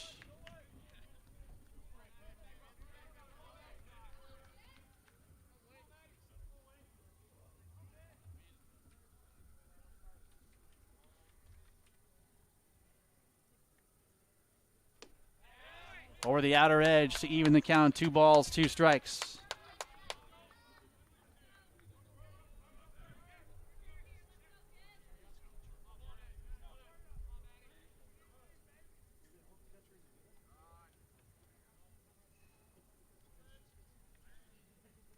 The pitch on the ground, up the middle, knocked around. Popovich is going to take it to second and save. E6 there as Preston Popovich thought he still had a play at second base. Adam Smith is less than pleased out of the Benedictine dugout. And now Concordia Chicago has their best opportunity with the bases loaded and 1 away.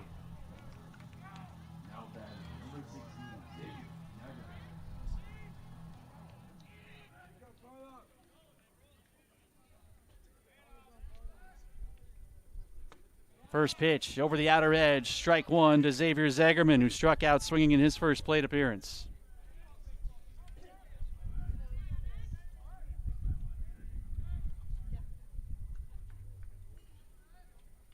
The 0-1 on the ground once again to Popovich. He turns left, throws to second, 1 on to first, not in time. 1 run's going to score, the ball skips away, and that will allow a second run to come in. So it's a fielder's choice, with the out recorded at second base, 6-4. That is an unearned run to come across. And then another error, E4 on the play, allows Owens to score. Defense at times has plagued Benedictine this season.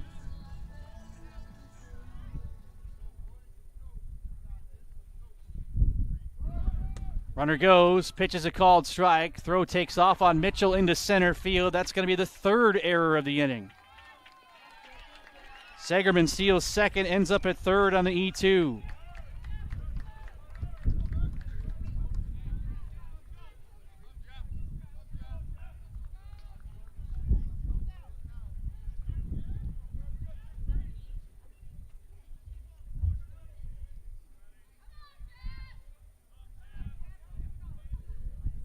The pitch to the plate. Down low, behind Mitchell, but no movement at third base from Zagerman. 15-2 now the score.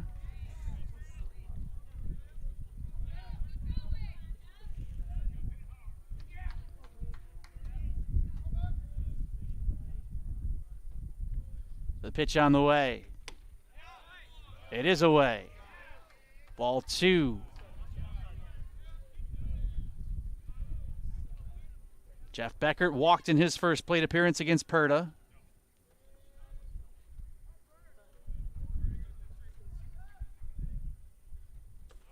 Down and away.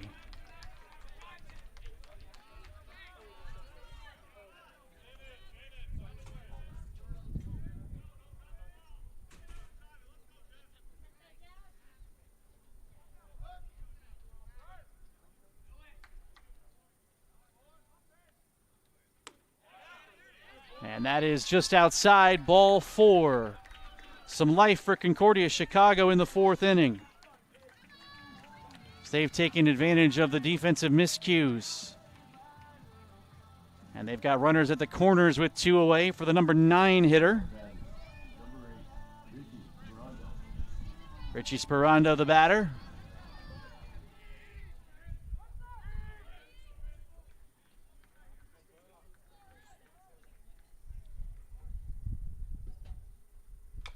First pitch, high hopper, left side, kicking foul.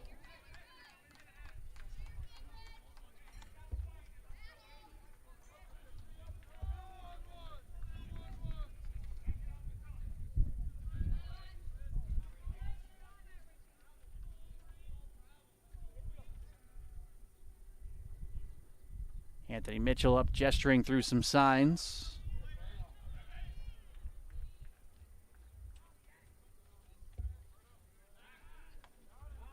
Throw to first base.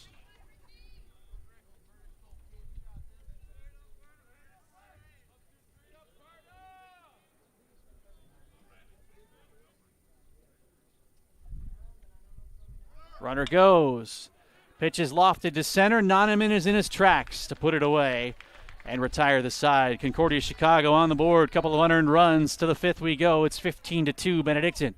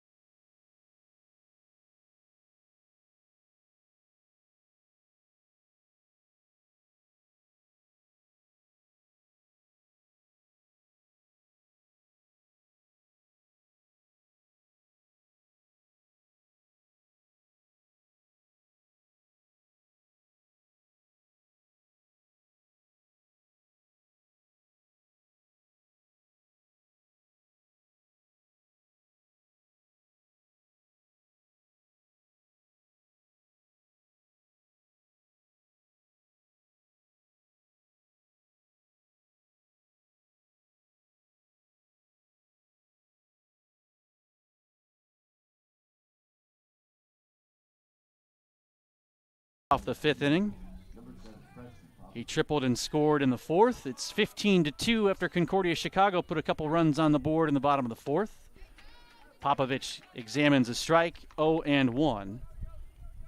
From Elliott Higgins, who remains out on the hill. There is a lefty beginning to throw down in the right field corner for Concordia Chicago. As Popovich takes low. 15 runs, 17 hits, 3 errors for Benedictine. 2 runs, 4 hits, 2 errors for Concordia Chicago.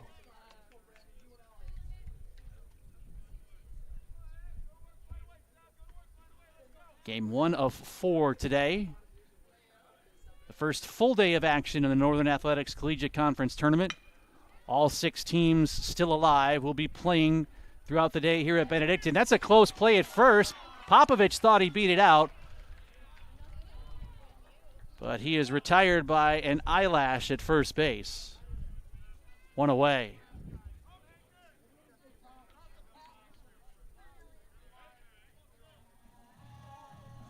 Hank Friedrich, the batter. 1 for 3 with a run scored.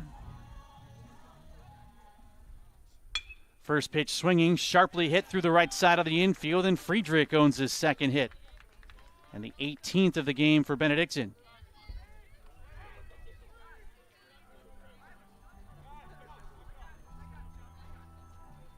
Some conversation occurring between the umpire and the Benedictine dugout.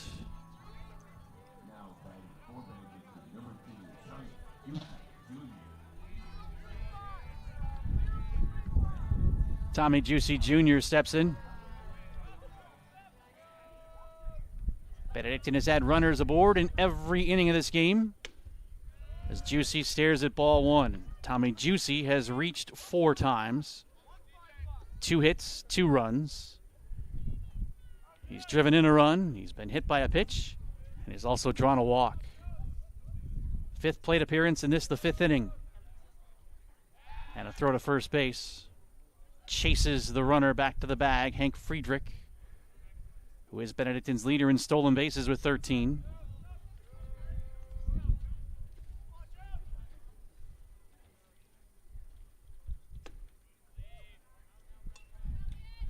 Two and 0.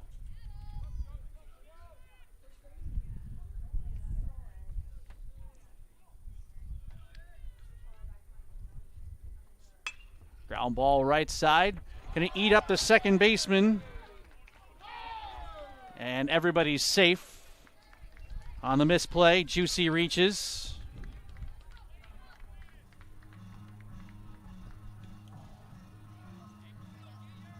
And there are runners at first and second for Mike Bedoric.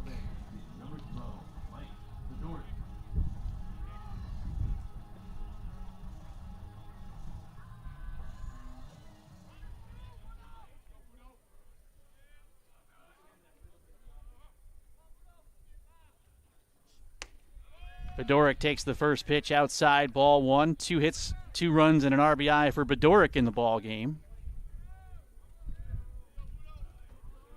8 of the 9 have reached. 8 of the 9 have a hit. 2-0 now on Bedoric.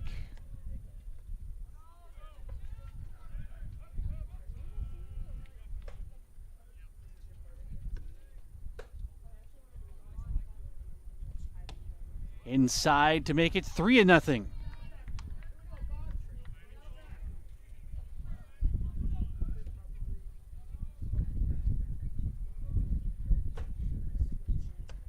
Right down the heart of the plate as Bedoric takes all the way.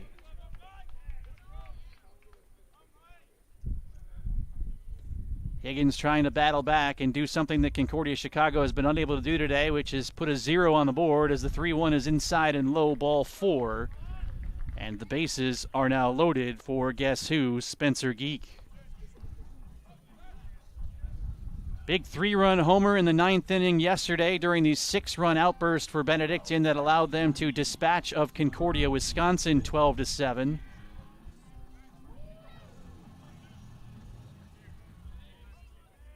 Spencer Geek, the left-handed hitter with a slightly open stance. First pitch swinging high and deep down the line and right, but he's out in front. It'll curl foul.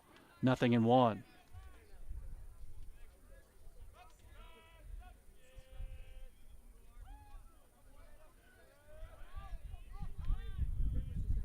Pitch to the plate. Inside and low. 1-1 the count.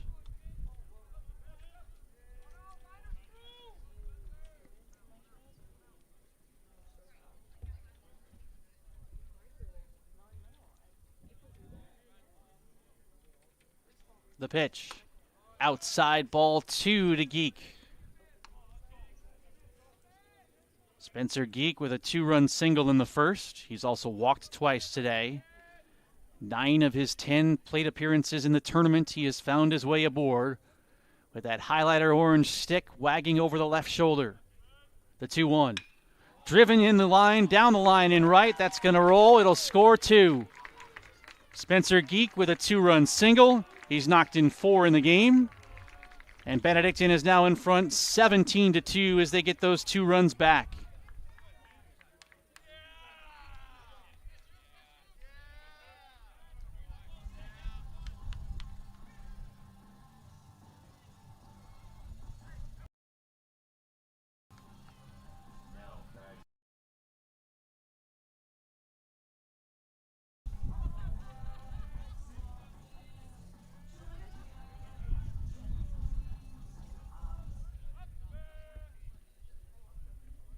Justin Noneman to the plate. Runners at the corners as Noneman examines the first pitch, missing away, 1-0.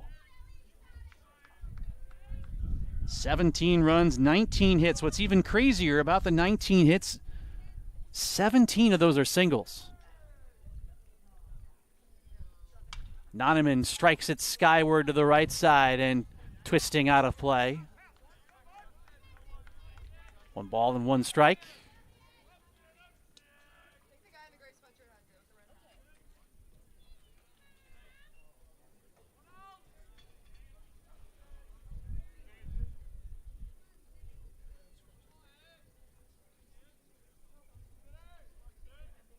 The pitch. Elevated. 2-1 on Noneman.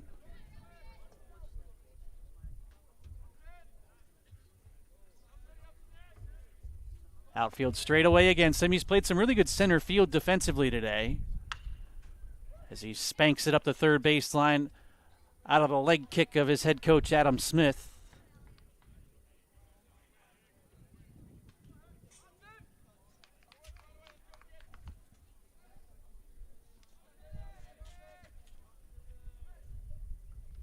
The 2-2. Just missed. Good take by Noneman as the count fills 3-2.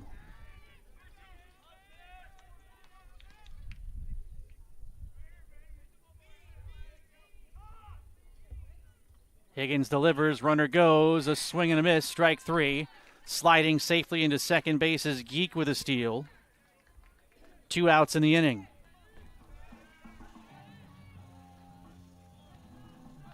Matt Santarelli, the batter.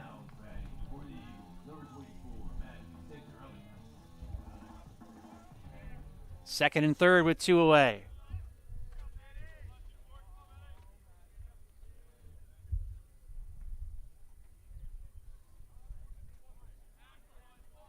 And a disengagement.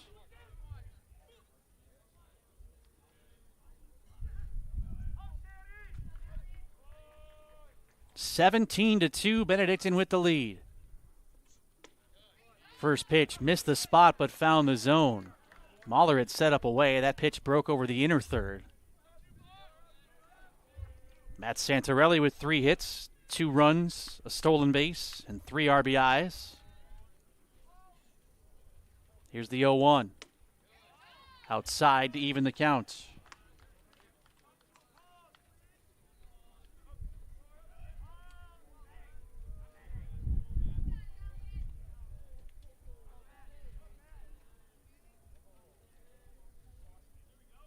The pitch.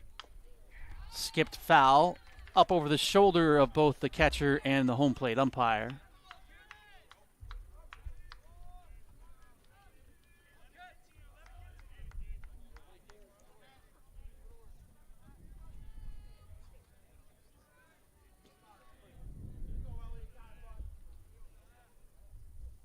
One-two to the plate.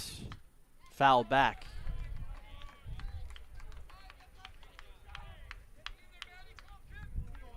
Second and third with 2 gone. 2 more runs are on the board for Benedictine in this 5th inning.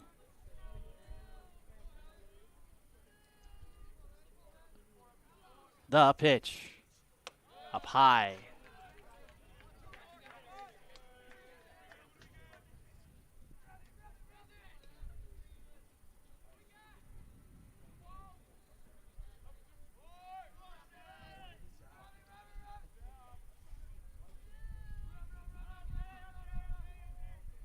Here comes the delivery. Rip and a miss, strike 3. Side retired, but 2 more for Benedictine on the board. We have reached the midpoint of our ball game. It is 17-2 Benedictine.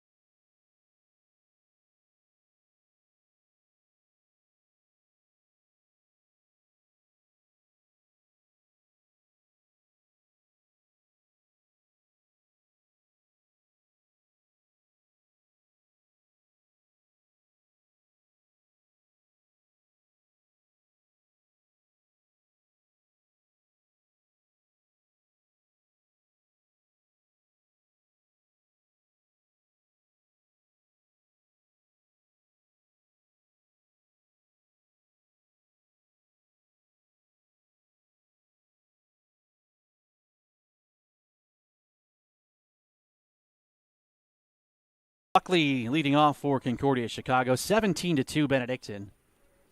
Matt Perta, the beneficiary of the run support, still on the hill as he deals upstairs to Buckley, who is 1 for 2 so far today. Cam Buckley, a junior, prepped at Lincoln Way West, as he finds himself ahead in the count, 2-0.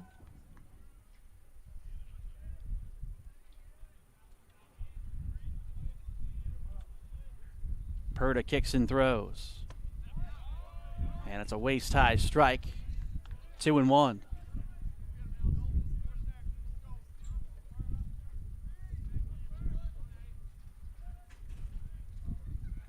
The pitch coming. Inside and low, ball 3. Top third of the order for Concordia Chicago. They were able to put a couple on the board in the 4th inning, but Benedictine came back with 2 themselves in the 5th. Benedictine has scored in every inning of this game. And there's ball 4 to Buckley. It's a second walk surrendered by Perta.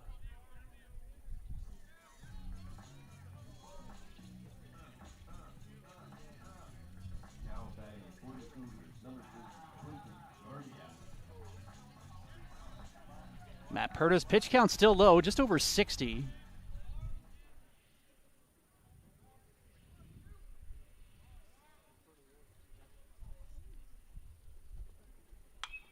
First pitch popped into the sky. Behind the plates, playable.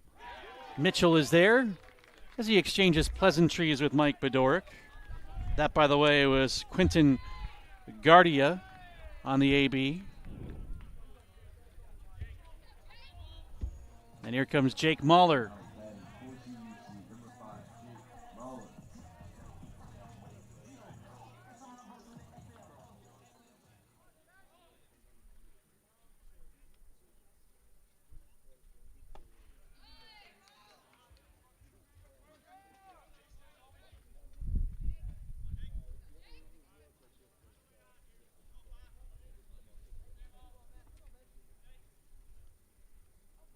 A turn and a throw to first.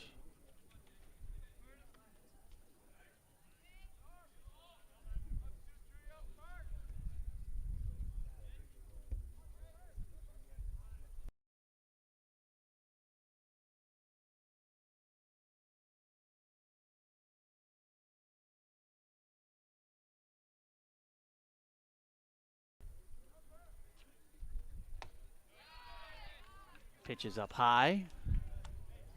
2-0. Jake Mahler 1 for 2 in the game. one of the 4 hits for Concordia Chicago. Runner goes on the 2-0. Throw down to second base is there. Tag applied. Santarelli puts down the tag. Cam Buckley thrown out trying to steal, and the bases are clear now with 2 away.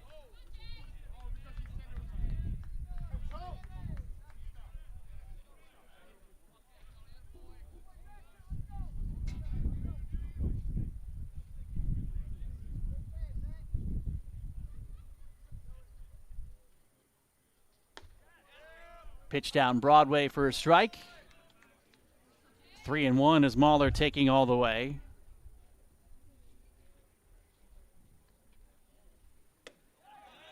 Over the outside corner will fill things at 3-2. Mahler has some words with the home plate umpire there.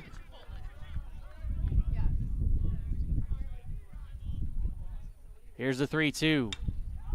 And it's a mile-high pop. Foul territory, left side. Castrovillari checks his space. And he needed about 5 additional feet to be able to make a play on that one.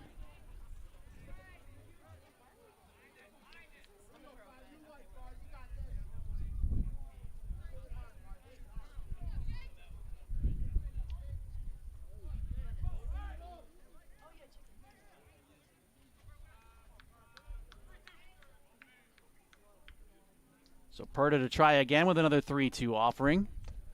And it's a swing and a foul tip that Mitchell could not hold on to.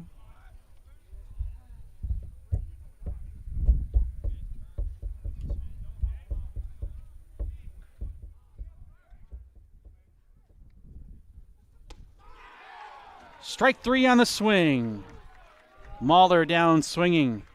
And while it wasn't a perfect inning, it is just the second time in the game that Concordia Chicago has gone down with just 3 coming to the plate. We're through 5, 17-2 Benedictine.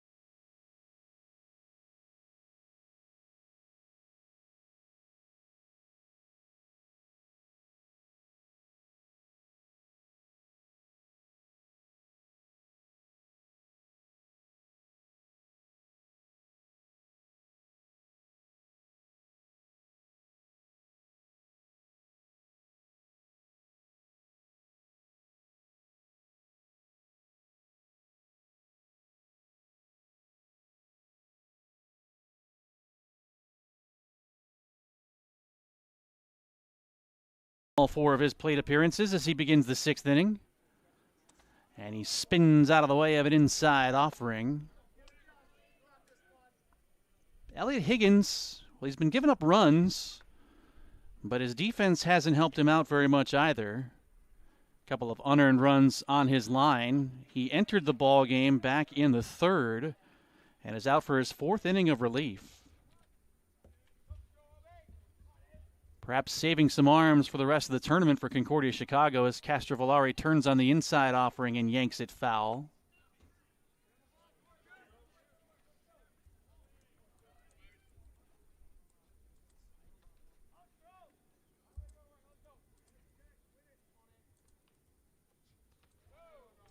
Down in the dirt.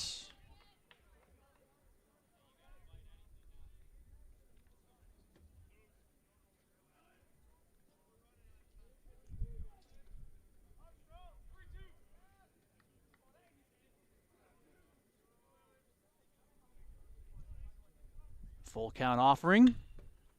Bounded to short. Backhanded pickup. Long peg across is in time. That's a solid play by Beckert.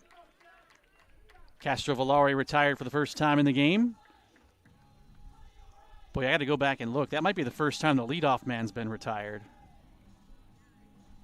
The second time the leadoff man's been retired. Actually, the third, now that I'm looking at it even closer. Anthony Mitchell to the plate. 2 hits, 3 RBIs for him. Swing and a miss at the first pitch. 0-1.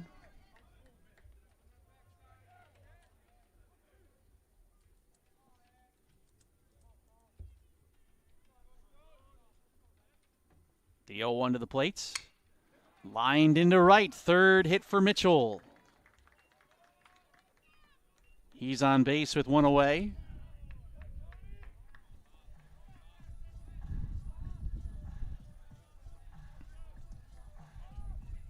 th hit for Benedictine in the game.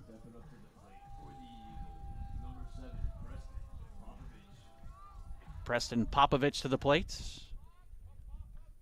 3 hits, including a triple for Popovich out of the 9th spot in the order. And he'll stare at strike 1. 17 runs, 20 hits, 3 errors. Benedictine with an 8 spot in the first set the tone. 3 in the second, 1 in the third, 3 in the fourth, 2 in the fifth. And this one is in the dirt, going to bounce away, enabling Mitchell to move to second on the wild one.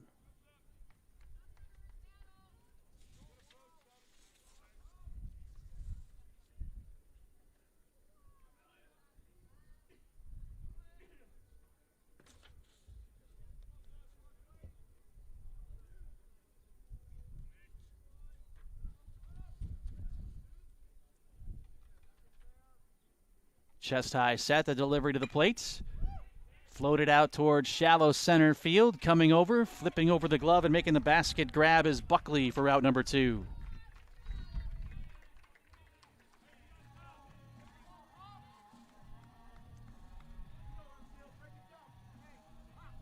Two outs in the inning. Back to the top of the order for Hank Friedrich. 6th visit to the plate. Runner at second base, 2 outs. Benedictine has scored in every inning of this game.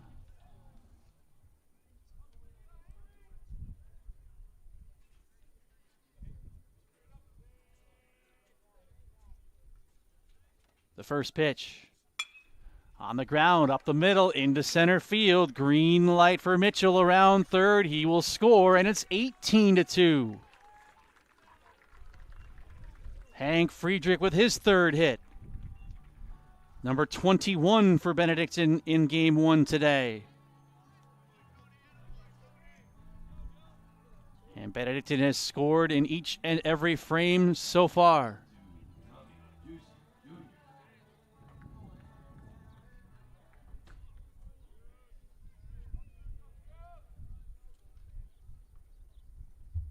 First pitch, bender down low, ball 1. Tommy Juicy Jr., 2 hits, 3 runs scored.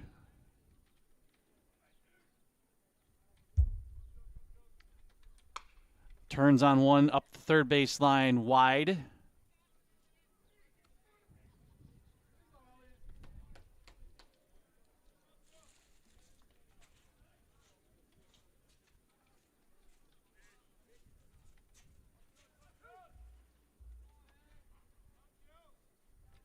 The pitch to the plate. Lofted into the air, foul ground right side, carrying out of play.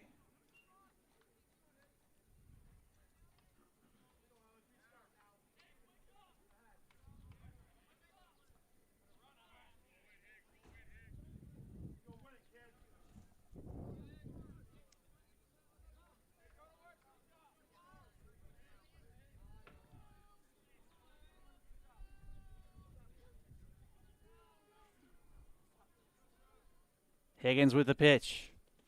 In the dirt, taking off for second base. Throw down will not be in time. It's a wild pitch, allowing Friedrich to move up.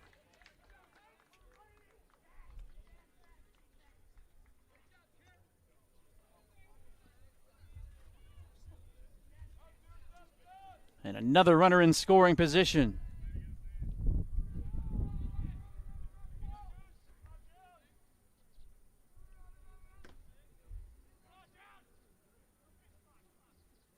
The delivery. Turned on towards third. That's a fair ball out of the reach of Mahler. Into the corner. Friedrich will score. Juicy churning for two, and he's in standing.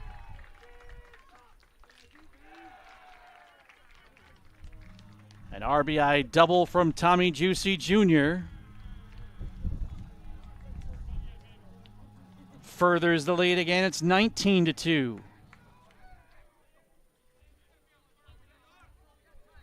And time coming.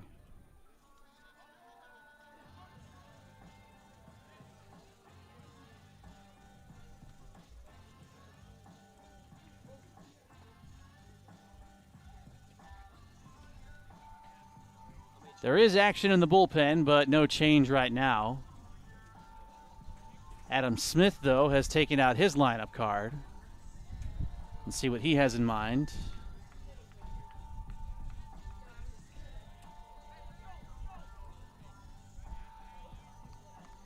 Not sure if he was just confirming something with the home plate umpire or not.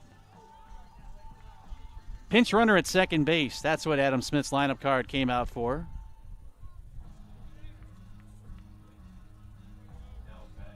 And that runner is number 9, Jack Ryan. Two outs in the inning. First pitch coming. Swing and a miss by Bedoric, 0-1.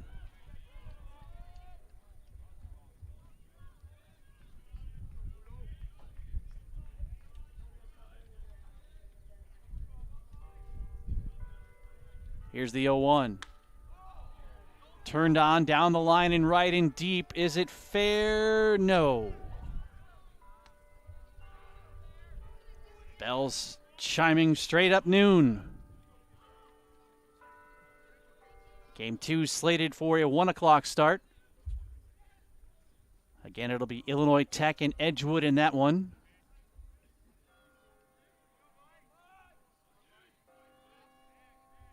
Higgins with a nod of agreement. And his delivery up and outside to Bedoric.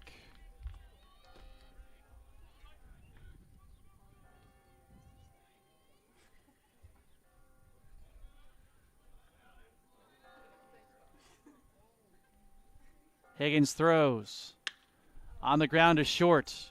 Glove on the dirt for Beckert, who throws over and retires the side, but two more for Benedictine in the 6th. 19-2 the score in our opener on this Thursday.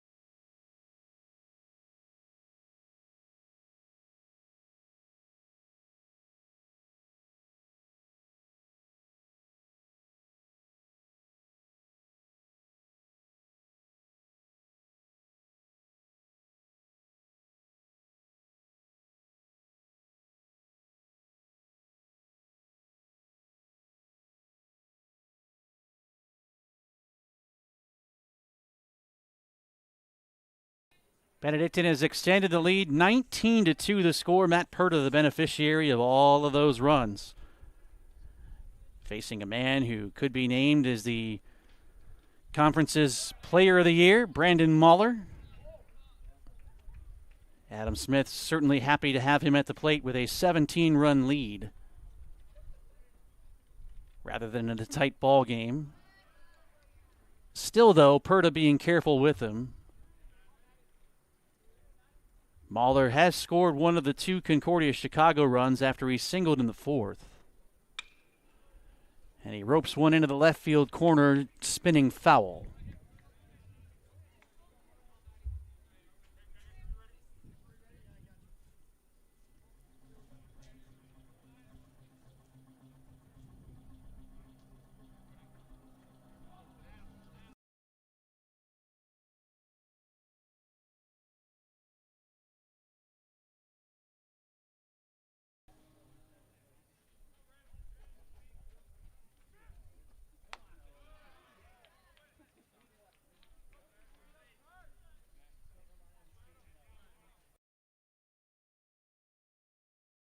Mahler. Perta throws. And Mahler kicks it up the third baseline, foul. Looked like it might stay fair for about 65 feet or so. Kind of a late boot to the left.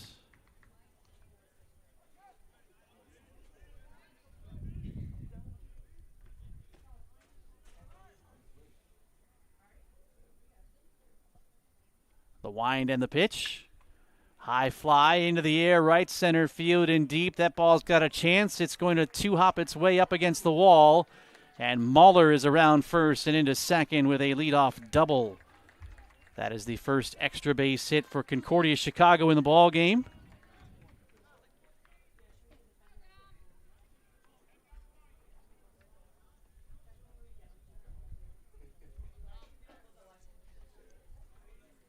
Dom Owens to the plate.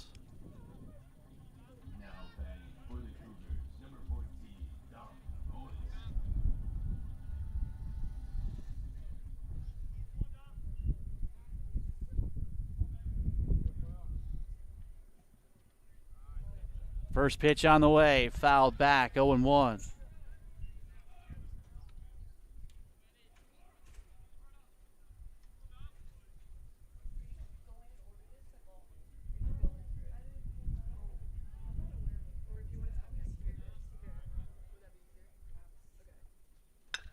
Chopper up the middle. Nice pickup on the bad hop by Popovich, who throws to first for the out. Mahler's on his way to third with one down.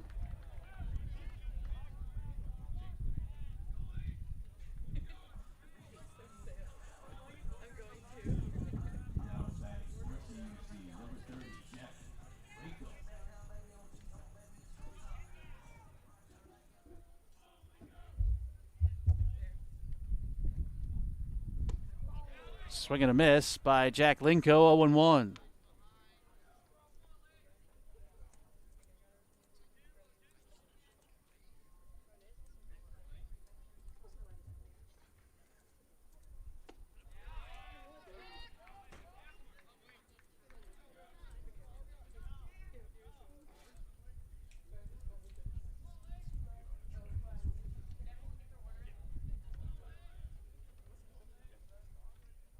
Pitch to the plate.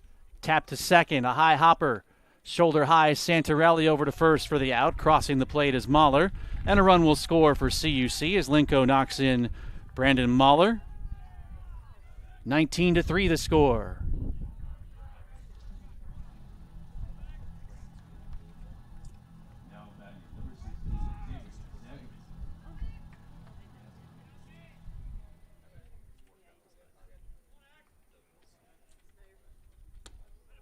First pitch swung on and missed by Xavier Zagerman, who drove home a run back in the fourth.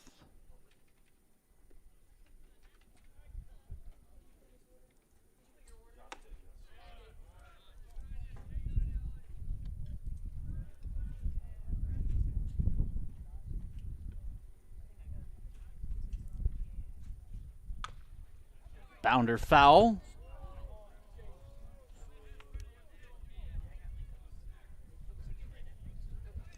2 outs in the inning. Bases are clear. Bottom of the 6th. In a game which has seen Benedictine dominate. A high pop on the infield. Who wants it? It's Santarelli. And he is there to put it away and send us to the 7th. 19-3, Benedictine in front.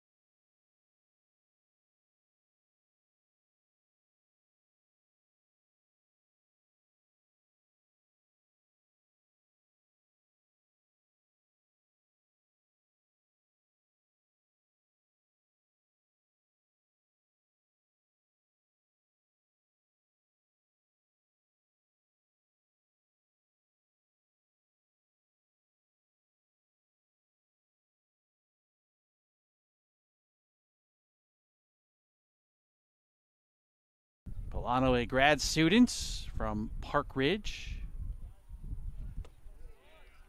Dumps one in for a strike to Justin Nunneman, 0-1.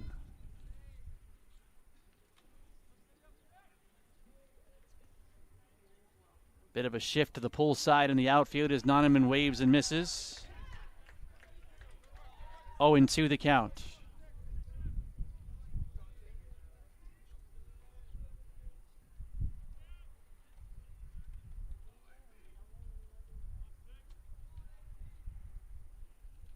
The 2-strike offering. Floats up. Next game comes your way at 1 o'clock. Benedictine trying to bring this one to a premature ending. As Nonneman with a little flick into center field, and that's going to fall for his first hit. So now each and every member of the Benedictine lineup to start this game has recorded a hit and has reached base at least once. Another pinch hitter here for Benedictine. It's Adam Smith clearing his bench. This is David Kaminsky.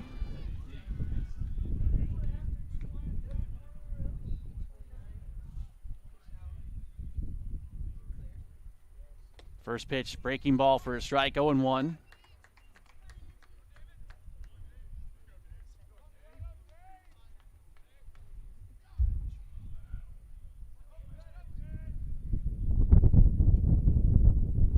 The 0-1 over the outside corner, 0-2.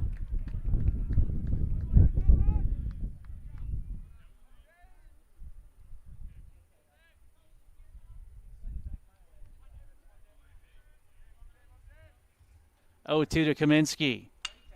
On the ground, left side. Backhanded again by Beckert. He'll go the short way to second for the force. Might have been an easier play to go to first, honestly. But Nonaman out at second base. 2 gone. Nick Castrovillari was scheduled, but another pinch hitter. This will be Brody Wardenberg, a senior from Iowa.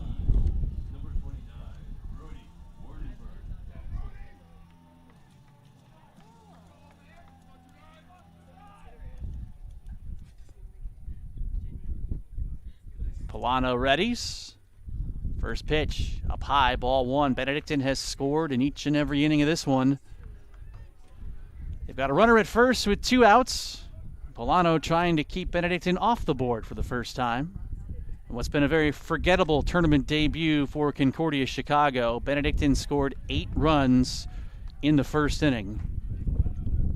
They recorded 4 consecutive hits to start. And none of those were particularly hard hit. There was a bunt single, a seeing eye single, an infield hit, and one that snuck its way up the middle by Spencer Geek to put Benedictine ahead 2-0. Anthony Mitchell had a 2-run single in the first. Matt Santorelli drove in a run. Tommy Juicy an RBI single.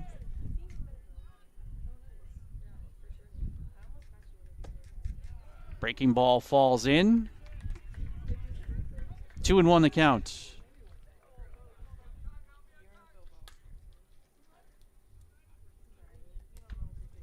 The kick and the pitch. Wardenberg puts a charge into it to left, but it looks like the ballpark will hold it. Up against the warning track is the left fielder to put it away. And we go to the last of the 7th. Last chance for Concordia Chicago. They need 7 runs for this game to work its way to the 8th. 9-3 Benedictine in Game 1 on this Thursday.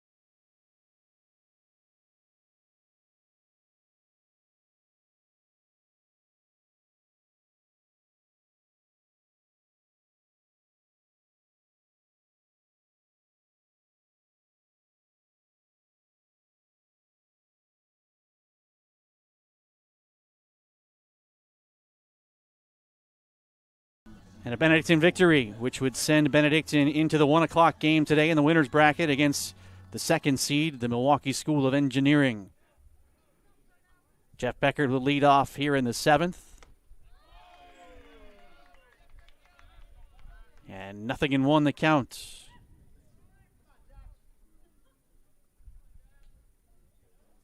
Perda with a high leg kick and the pitch. Fouled away, first base side.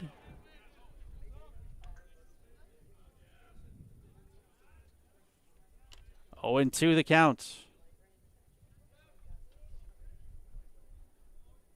The pitch to the plate. Check swing down.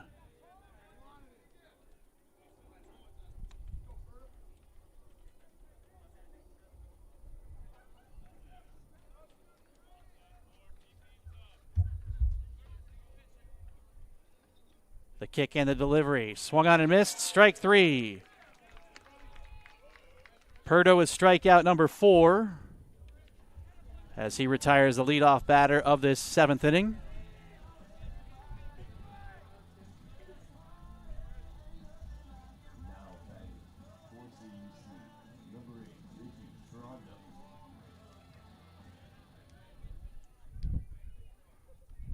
Richie Sperando to the plates.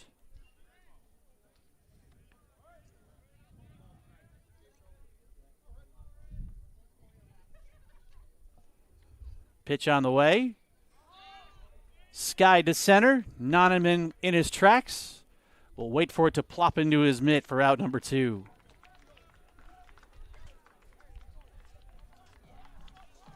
(19-3) Benedictine in game 1.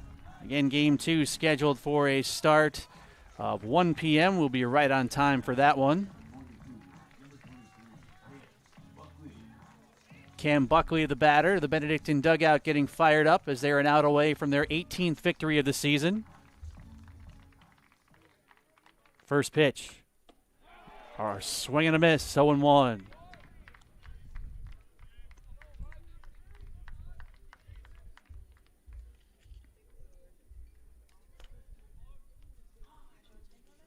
The 0-1 to the plates.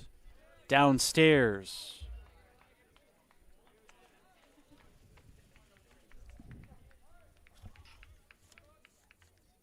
Buckley has singled and walked. He, along with Brandon Mahler, the only members of Concordia Chicago to have reached base more than once, and make it now 3 times as Perda slipped a little bit. And he hits Buckley, so the ball game staying alive for the time being.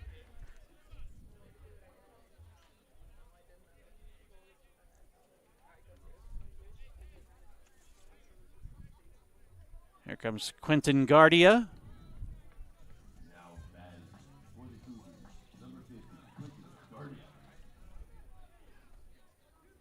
Second plate appearance for him. First delivery from Perda down low.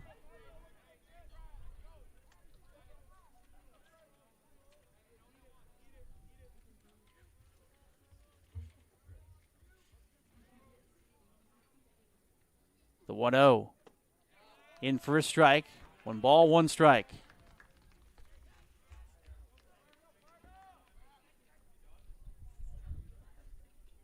Buckley on at first with 2 away.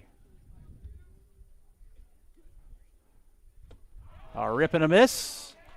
And Concordia Chicago is down to their final strike.